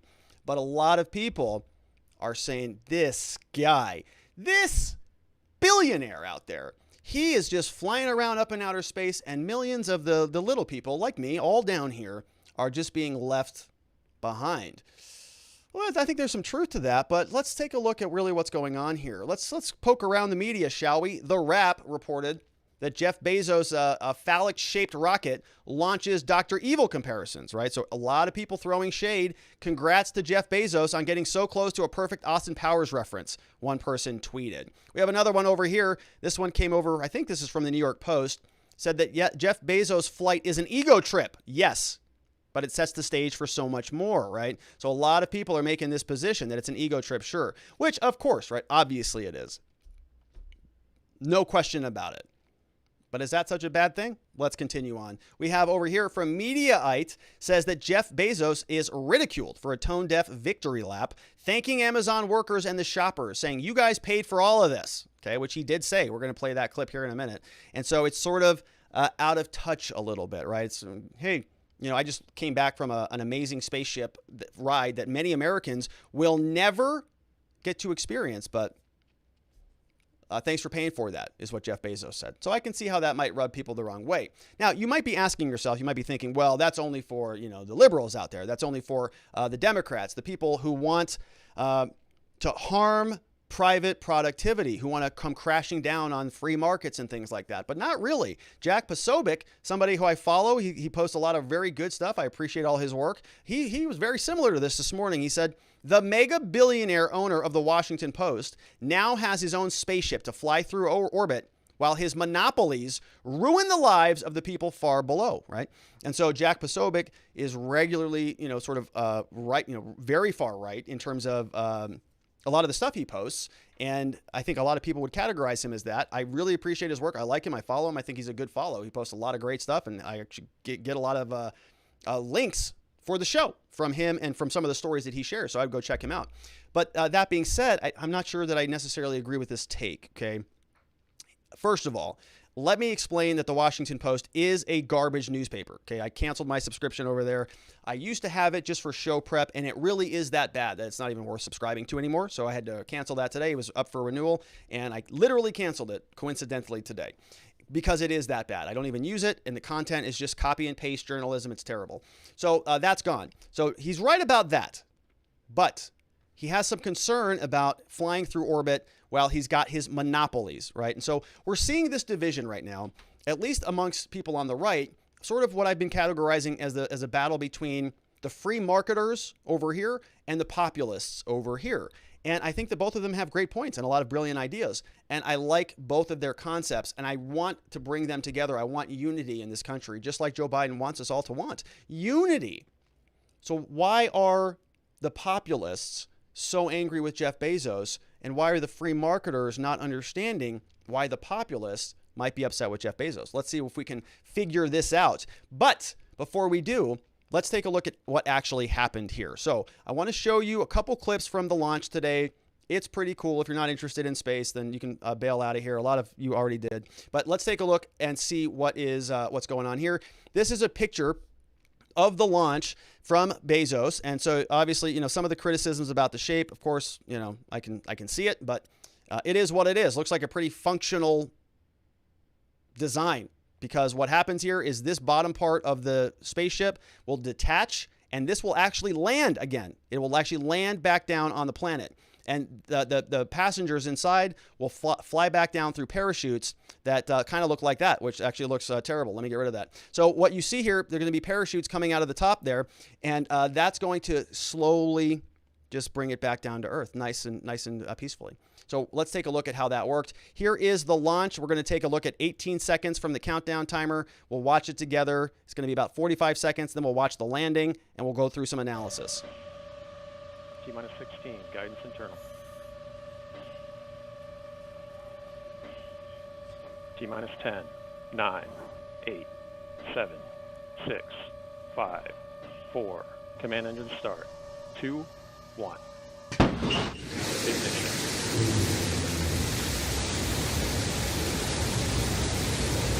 Pre-up liftoff. New Shepard has cleared the tower. And New Shepard has cleared the tower on our way to space with our first human crew. Go, Jeff. Go, Mark. Go, Wally. Go, Oliver. You are going to space.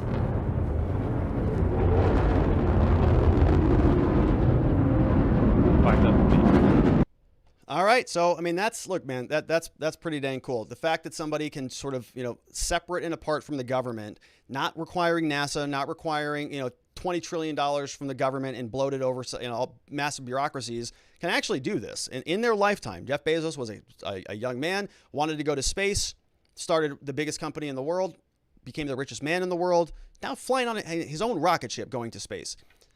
Man, there is something wild and cool about that. I hear a lot of people who sort of like to forget about their boyhood excitement, right? A lot of those dreams that you had as a kid.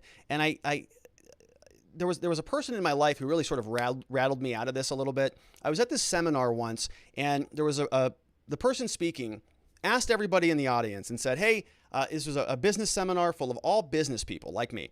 And what the conversation was, how many of you read fiction? Right? Nobody in the room raised their hands. How many of you read nonfiction? Everybody raised their hands. My hand raised up. And I was sort of doing so saying, oh man, what a very intellectual person I am. Man, I'm so intelligent. I don't read that fiction. I only stick to business. I read self-development books. I want to improve my life. I want to learn more and all of that stuff. Who cares about, some, elves floating around in the clouds, whatever, right? What he said at that point was,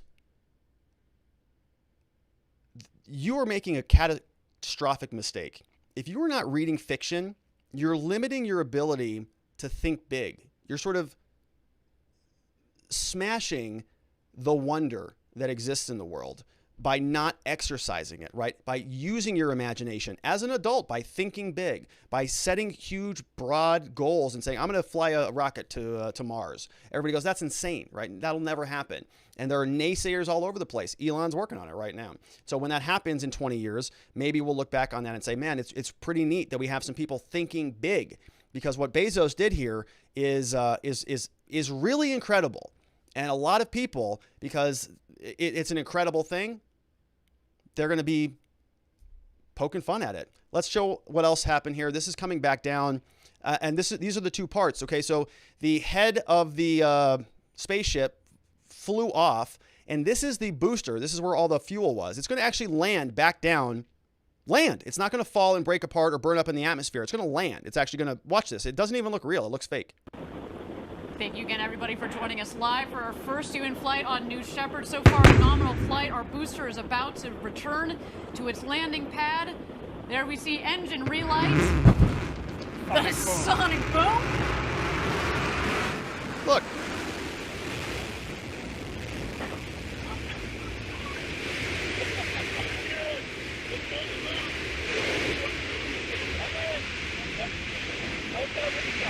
What? And booster touchdown, welcome back, New Shepard. There it is. A beautiful rocket that provided a beautiful flight to space. What? What?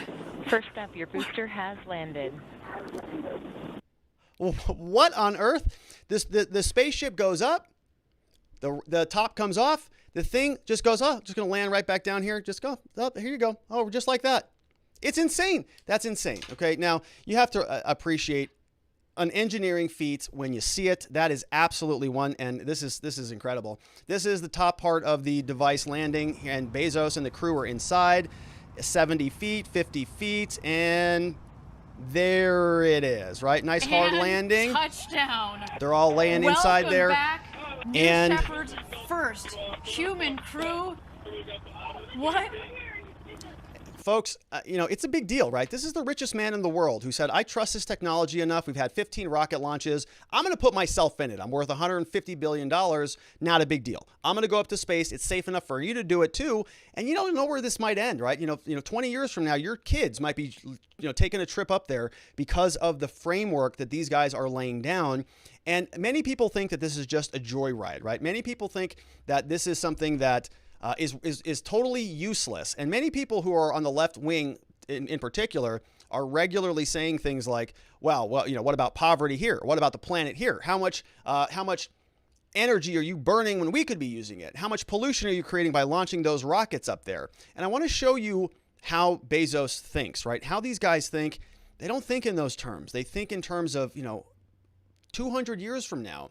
And this is a clip from the interview. As soon as they walk out of the exit room, this journalist caught him on the way out. And I want to show you what he says, because he's thinking strategically. He's thinking about offshoring all of the heavy industry from our planet and launching it into space. And let me show you. I mean, this is big vision stuff. So let's take a listen and see what he has to say. So for the people here on Earth who are wondering, why are we investing all this money in space, this time in space, talk to us about how you believe this will actually help benefit us here on Earth. Yeah, well, this is what we're doing is we're building infrastructure. This is a road. We're building a road to space so that future generations can build the future. We live on this beautiful planet. It's the most beautiful planet in the solar system by far. And we have to keep it safe and protect it. And the way to do that is slowly over decades to move all heavy industry, all polluting industry out into space. That's what we're going to do so we can keep this planet the gem that it is. But to do that, we need reusable spacecraft. We need low-cost spacecraft. And to get that, we've got to practice. And that's what this tourism mission is about. We saw your kids greet you on the ground. Yeah. I have 4 kids. For the kids watching, how do you want this to inspire them? Well, they're going to, kids are all, if every kid has so much potential inside of them.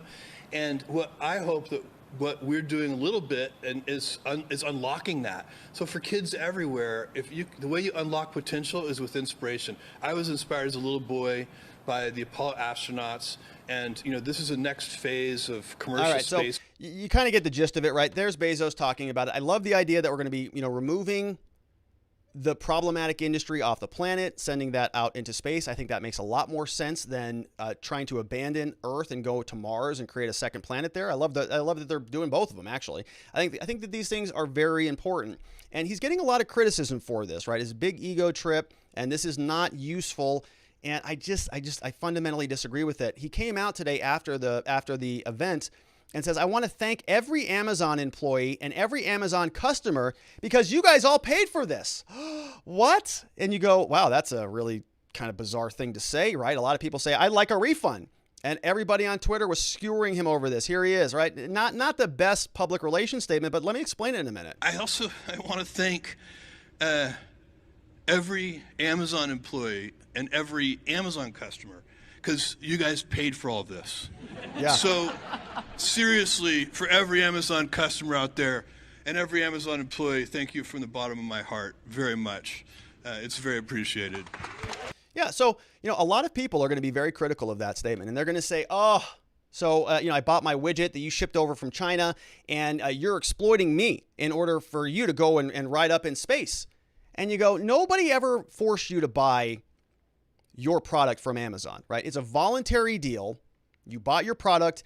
Amazon made some money. They did it in a way that improved your life dramatically. My life is way better because Amazon exists than before Amazon. Obviously, all of ours are. And so Jeff Bezos is going to win for himself, and then he's going to help the rest of the world win in many different ways.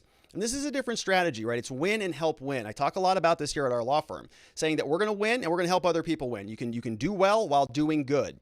And you can do it in a way that actually creates some momentum, some progress in society. The government, by contrast, okay, they actually force you to take your money. You have to pay them regularly. And they really don't provide you that many benefits, okay? It's all sort of just part of the deal. You just have to pay money to the government. Why? Because that's it. Death and taxes, those are the only two things that are certain for us. And so we just all sort of accept that fact. But what if there's a different way to think about this? What if by doing business with something, you can actually create more value? 1 + 1 doesn't equal 2. 1 + 1 = 3. We get better service because we use Amazon. Amazon makes some profit. Jeff Bezos is able to push the limits, create a separate platform for launching things into space, which may long-term solve global warming, solve all the climate crisis problem by removing all of the polluting industry off of the planet. So, if anybody would be interested in this, I think it would be the sort of the left wing and the people who are, very in favor of climate change initiatives, because this seems like it makes sense to me. The other criticism that I've seen a lot is that Jeff Bezos doesn't pay his taxes, right? Oh, he doesn't pay taxes. Amazon doesn't pay any taxes, which I agree is problematic. And this is the problem. This is where we start to see the divide between the free marketers and the populace, okay?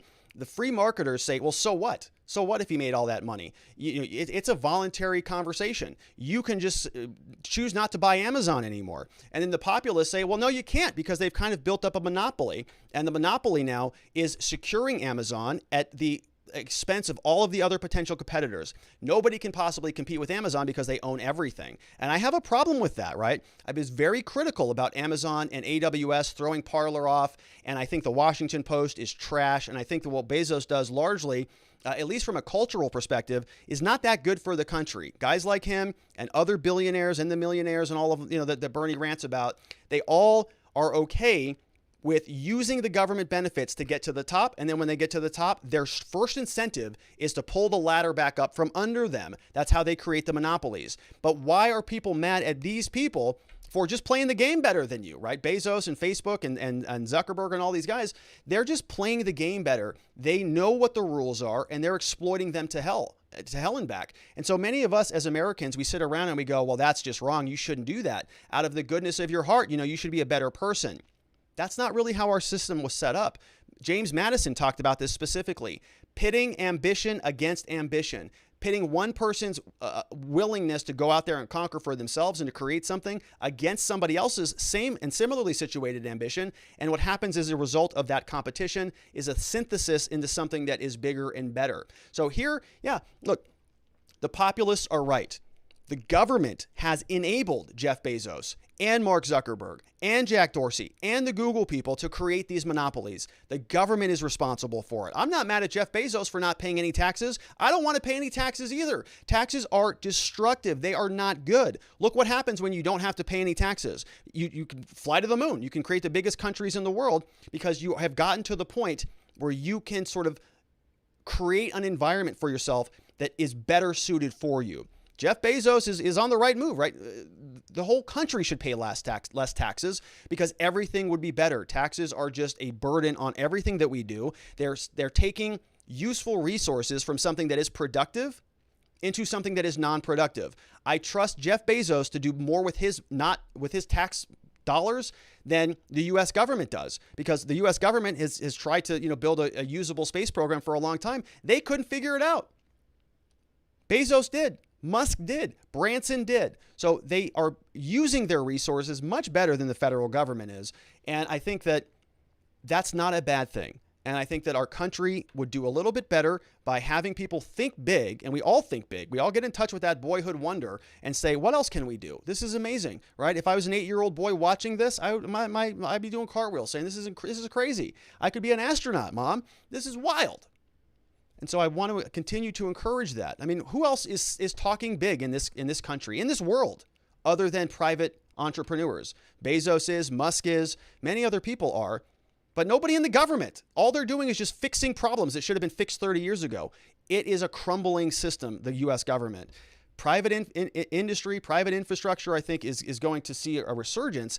And the problem is going to come in when there's a mix of the government and these big industries. So the populists are absolutely right on this. The government created this problem. The government allowed these big monopolies to create themselves and to exist in the first place. And we know how bought and paid for all of our stinking elected officials are. Every time that any one of these billionaires gets hauled in front of Congress, nothing happens. They ask them a bunch of softball questions and they just say, we don't know anything about that, Senator, and nothing meaningful happens. It's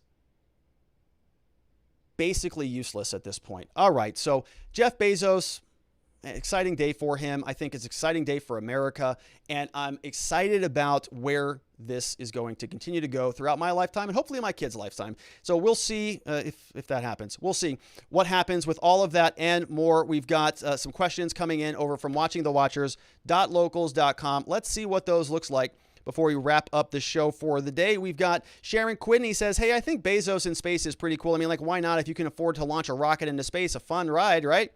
Go for it. I agree with that. Yeah, Miss Lucky says, hey, it's his money.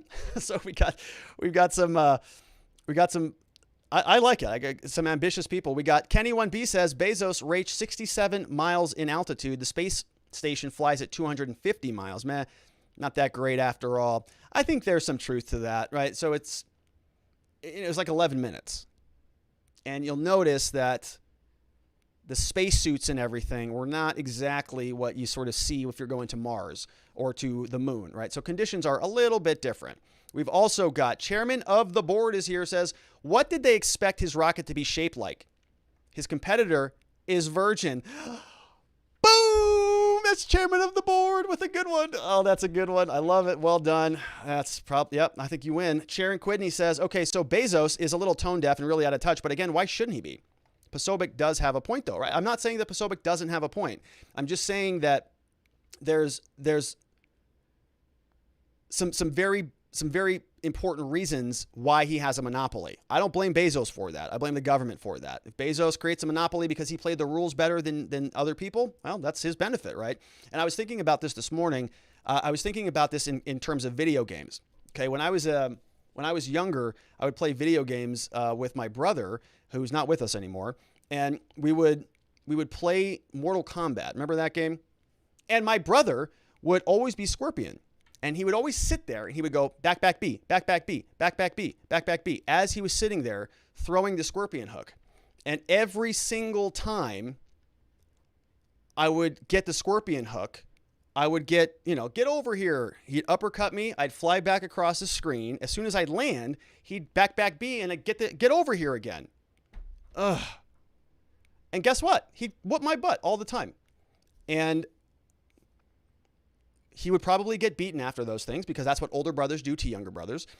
But the point remains, he was winning because he was exploiting the rules. I could have easily picked a different character and figured out a strategy, but I didn't. Not mad at him for that. All right, let's see what else we got. Speech Unleashed says, I think Bezos and Elon are important are in competition for who can produce the more adult-like content. Crypto names versus shuttle shape.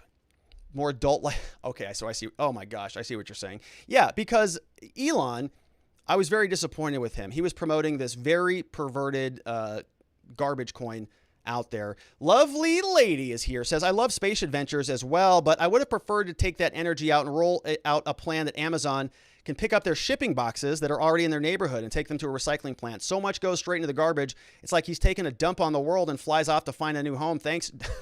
Feel free to stay Rocket Man. That's a great point, Lovely Lady, right? There's a lot of that. I think Amazon has actually addressed that. I'm not sure what their answer is, though, but I think I do recall them saying that. My question, though, is are we recycling still in this country? I thought that China stopped buying all of our recyclables, and so I think that there was a flub in that market, in the recyclables market. I'm not sure what the status is of that. Thunder7 says, are these elites really flying into space, or are they being blasted over to Gitmo? If you get vaxxed, you can develop a serious blood clot when flying. Are these elites vaxxed? Ooh, that's a good question, right? And were they wearing masks? Were they wearing masks on that spaceship? I want to know. I want to get to the bottom of that. You and I, if we have to fly to space, we got to put our masks on. Why? Because the TSA and our bureaucrats in Washington said it's face mask time. But if you're a billionaire on your own rockets, you don't even have to wear a face mask. What is this country coming to? It's ridiculous. All right, Sharon Quidney says, now if it was running on the taxpayer's dime, different story. You can contrast this with the maskless Dems in their air beer bash running from responsibilities. Nice compare and contrast in the show today. Good to see you there, Sharon. Thank you. We have Super Iron Bob says, one hazard missed in the discussion between the populist and the free market is that the policies in support of the free market often sabotage populist efforts. Yes, like when Republicans bring businesses to an area, but those businesses bring liberal policies and employees with them, replacing the community and drowning out the concerns of the locals. It's a great point, Super Iron Bob. It's a great point. And I agree with that, right? And so this is where I think, a lot of the free marketers, I think, have this rub with the idea that the populists want the government to come in and break up some of these companies. The free marketers start flipping from the rooftop saying, wait a minute, you're going to interfere with the free market? And the populist response, and my response would be, no, this is not a free market, right? The markets have been entirely manipulated. We have a system where the network effect has created these mega corporations that are essentially monoliths that really have so much political power that they can prevent the government from regulating them to a large degree, which has been the case since the 1990s. Section 230 hasn't been touched, and they just get they get whatever they want, essentially.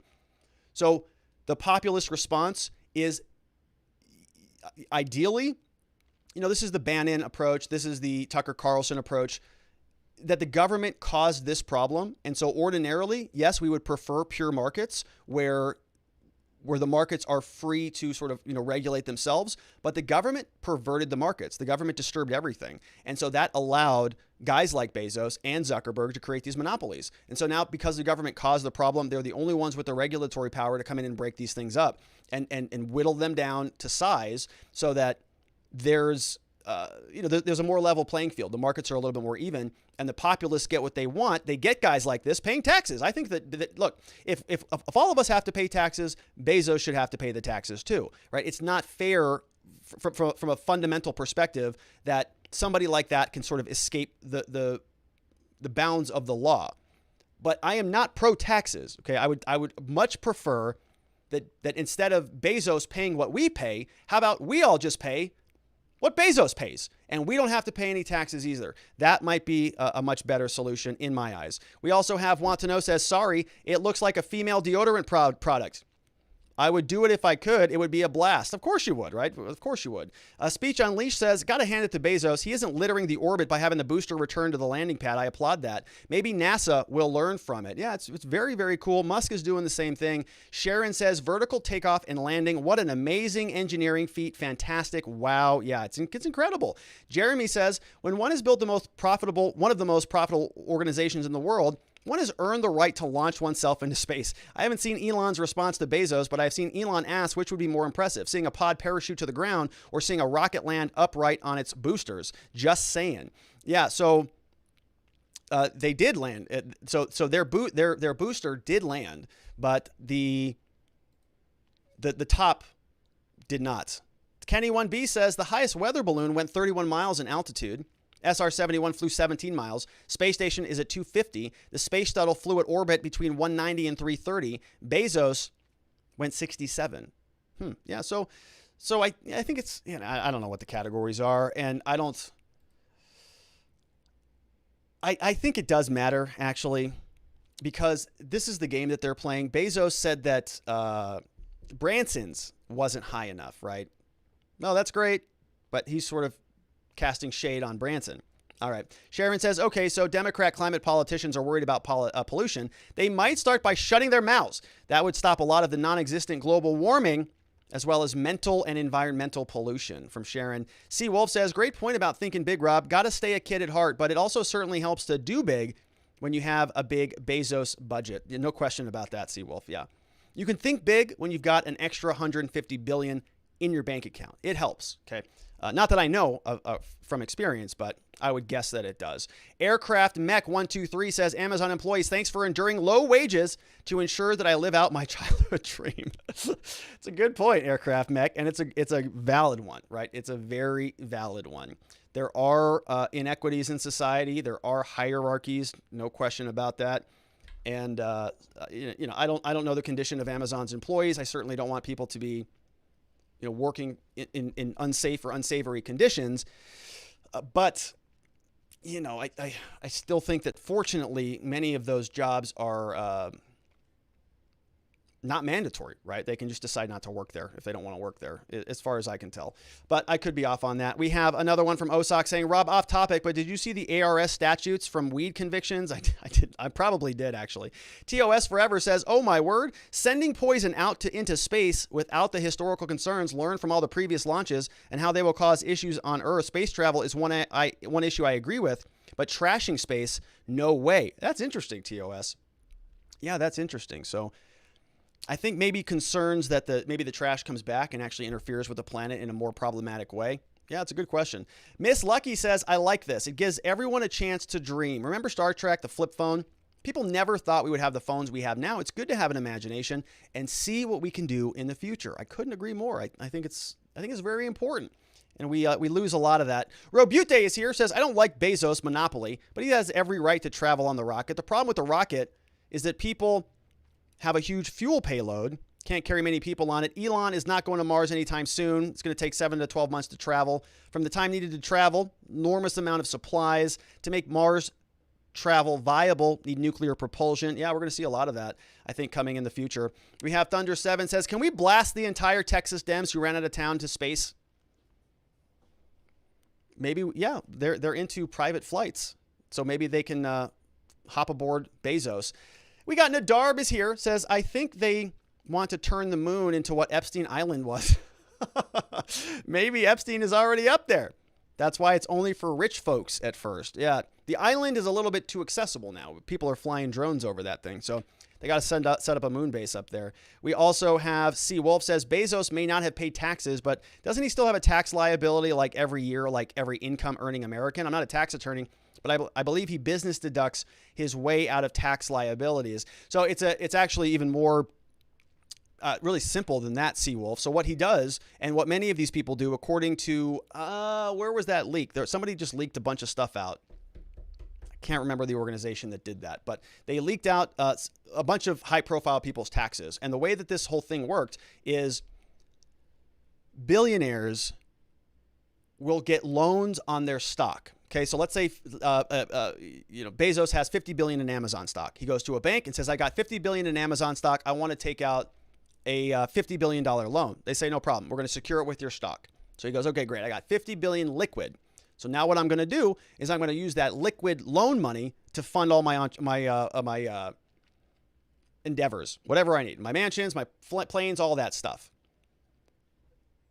Then what they do is they pay back the interest on the loan, which is a non-income taxable event. That is just interest on a loan. So they're sort of getting a revenue stream, paying taxes essentially only on the income that is only on the money that is being paid to pay down the interest on the loan, to pay the interest of the loan. So that's how they avoid taxes. They pay almost $0 and they've got, billions of dollars in liquid money that they don't ever get taxed on. So it's a very, very unique little scam they got going on, but I think it should be rectified. Edon Tess says, Bezos and his taxes is far more complex. You have to define how much Jeff does own personally and what part of his net worth is. Jeff does not have $222 billion in a vault, swimming around like Scrooge McDuck, which was a great show. What was that called? I don't know what it was, but I used to watch that as a kid. That's hilarious. 3 Girly says, fantasy is escapist, and that is its glory if a soldier is imprisoned by the enemy. Don't we consider it is his duty to escape? If we value freedom of the mind and soul, if we're partisans of liberty, then it's our plain duty to escape and to take as many people with us as we can. Bezos is breeding fantasy like past space flights bred it in him. Love that. It's great. Great. Love that. I agree with that. I think we need to think more like that. A lot of us do. Robute says, I don't like the monopoly developed by Bezos. The government should not be giving subsidies to corporations. Also, Robert, the 16th Amendment should be repealed, and we should generate tax revenue because it is needed. That's from Robute. Good to see you. We got a few more squeezing in here. We have Dreamer Pandas here. Says, yes, space. Having supercomputers in space would be awesome. No cooling needs. We can use solar for power and beam 12G Facebook down to Earth. Can you put supercomputers in space without... Yeah, because I don't think you can cool them, right? Because it's a vacuum. So you need a medium to dissipate the heat. So I'm not sure how that would work in space. We have another one. Chairman of the board says, I agree about taxes. It drives me crazy when people complain about billionaires about how we should tax them more because they have the money. I wish they would instead look to the rules that help them become billionaires in the first place. And then, as you always say, pull up the ladder after themselves. Yeah. How about we all talk about creating environments that allow us all to succeed? Would be better. It's like,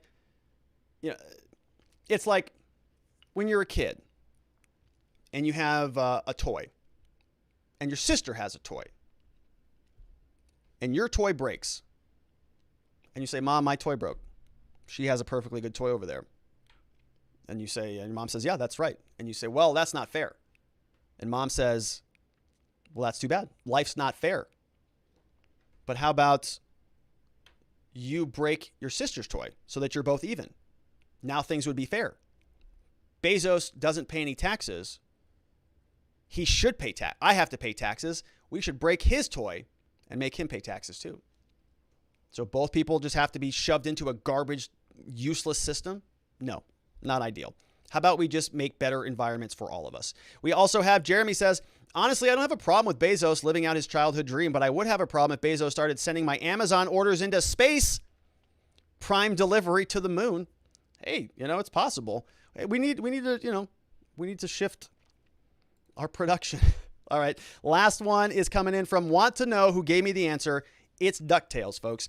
That's right. DuckTales is the name of the cartoon. Thank you for that from Want to Know. And that is it, everybody. Those are the questions that came in for the day. I appreciate all of them. Let's take a quick shout out and say goodbye to everybody over on Locals. We got Joe Snow, Relic Hunters over there. Let me jump to some of these more recent messages. We've got Be Brave, Joe Snow. The chat's going on over there. Over on YouTube, we've got Andres Sanchez. We got Jenny B. We got Playing Hooky over there. Zulu's in the room again, along with K Bean. And I'm seeing some comments that maybe there were some problems with the chat over on YouTube or something like that. But it seems like it might be working on my end. All right. Well, those were all great questions. Once again, over from watchingthewatchers.locals.com. If you want to sign up over there, we'd really appreciate your support. Want to welcome a couple new members who signed up. Of course, these were a bunch of new signups from last week. I want to, of course, welcome all of you. But over the weekend, we had a bunch of new signups. I'm so grateful for it. Let's welcome George Klaus over to the community. We got Trump is in the house, signed up very recently. We got Wit1736 signed up. To Be a Girl 74 is in the house. We got Shelby Behringer who signed up. We got Zhao AI is here, so we got maybe some artificial intelligence is here, which is good. We could use some more intelligence on this show. Aircraft Mech 123 saw you today, signed up. Welcome to you. Tim Flynn is also here. We got some yearlies who signed up to support us for the year. Thank you. We have Engineer 12 Volts is here. Welcome to you, Engineer. We got Blue Tiger Dog is here, which is awesome name. Spisky H Rad is here, and we have Super Iron Bob. Saw you here today, Bob, and CB Riddell #1. All joined up at watchingthewatchers.locals.com. And it's, man, if you want to sign up, all of you, of course, you're invited. I expect to see you here at our monthly locals meetup happening on Zoom on this Saturday, July 24th, this weekend. Oh my gosh, it's like a few days away. Can you feel the energy? Can you feel the excitement? I know I can. Woo, it's going to be a good one. So watchingthewatchers.locals.com. And the registration link I'll post the rest of this week, my friends. I want to thank you all so much for being here and being a part of the show. We'll be back here same time, same place tomorrow, 4 p.m. Arizona time, 5 p.m. Mountain, 6 p.m. Central, and 7 p.m. on the East Coast for that one Florida man. Everybody else, have a tremendous evening. Sleep very well. I will see you here tomorrow. Bye-bye.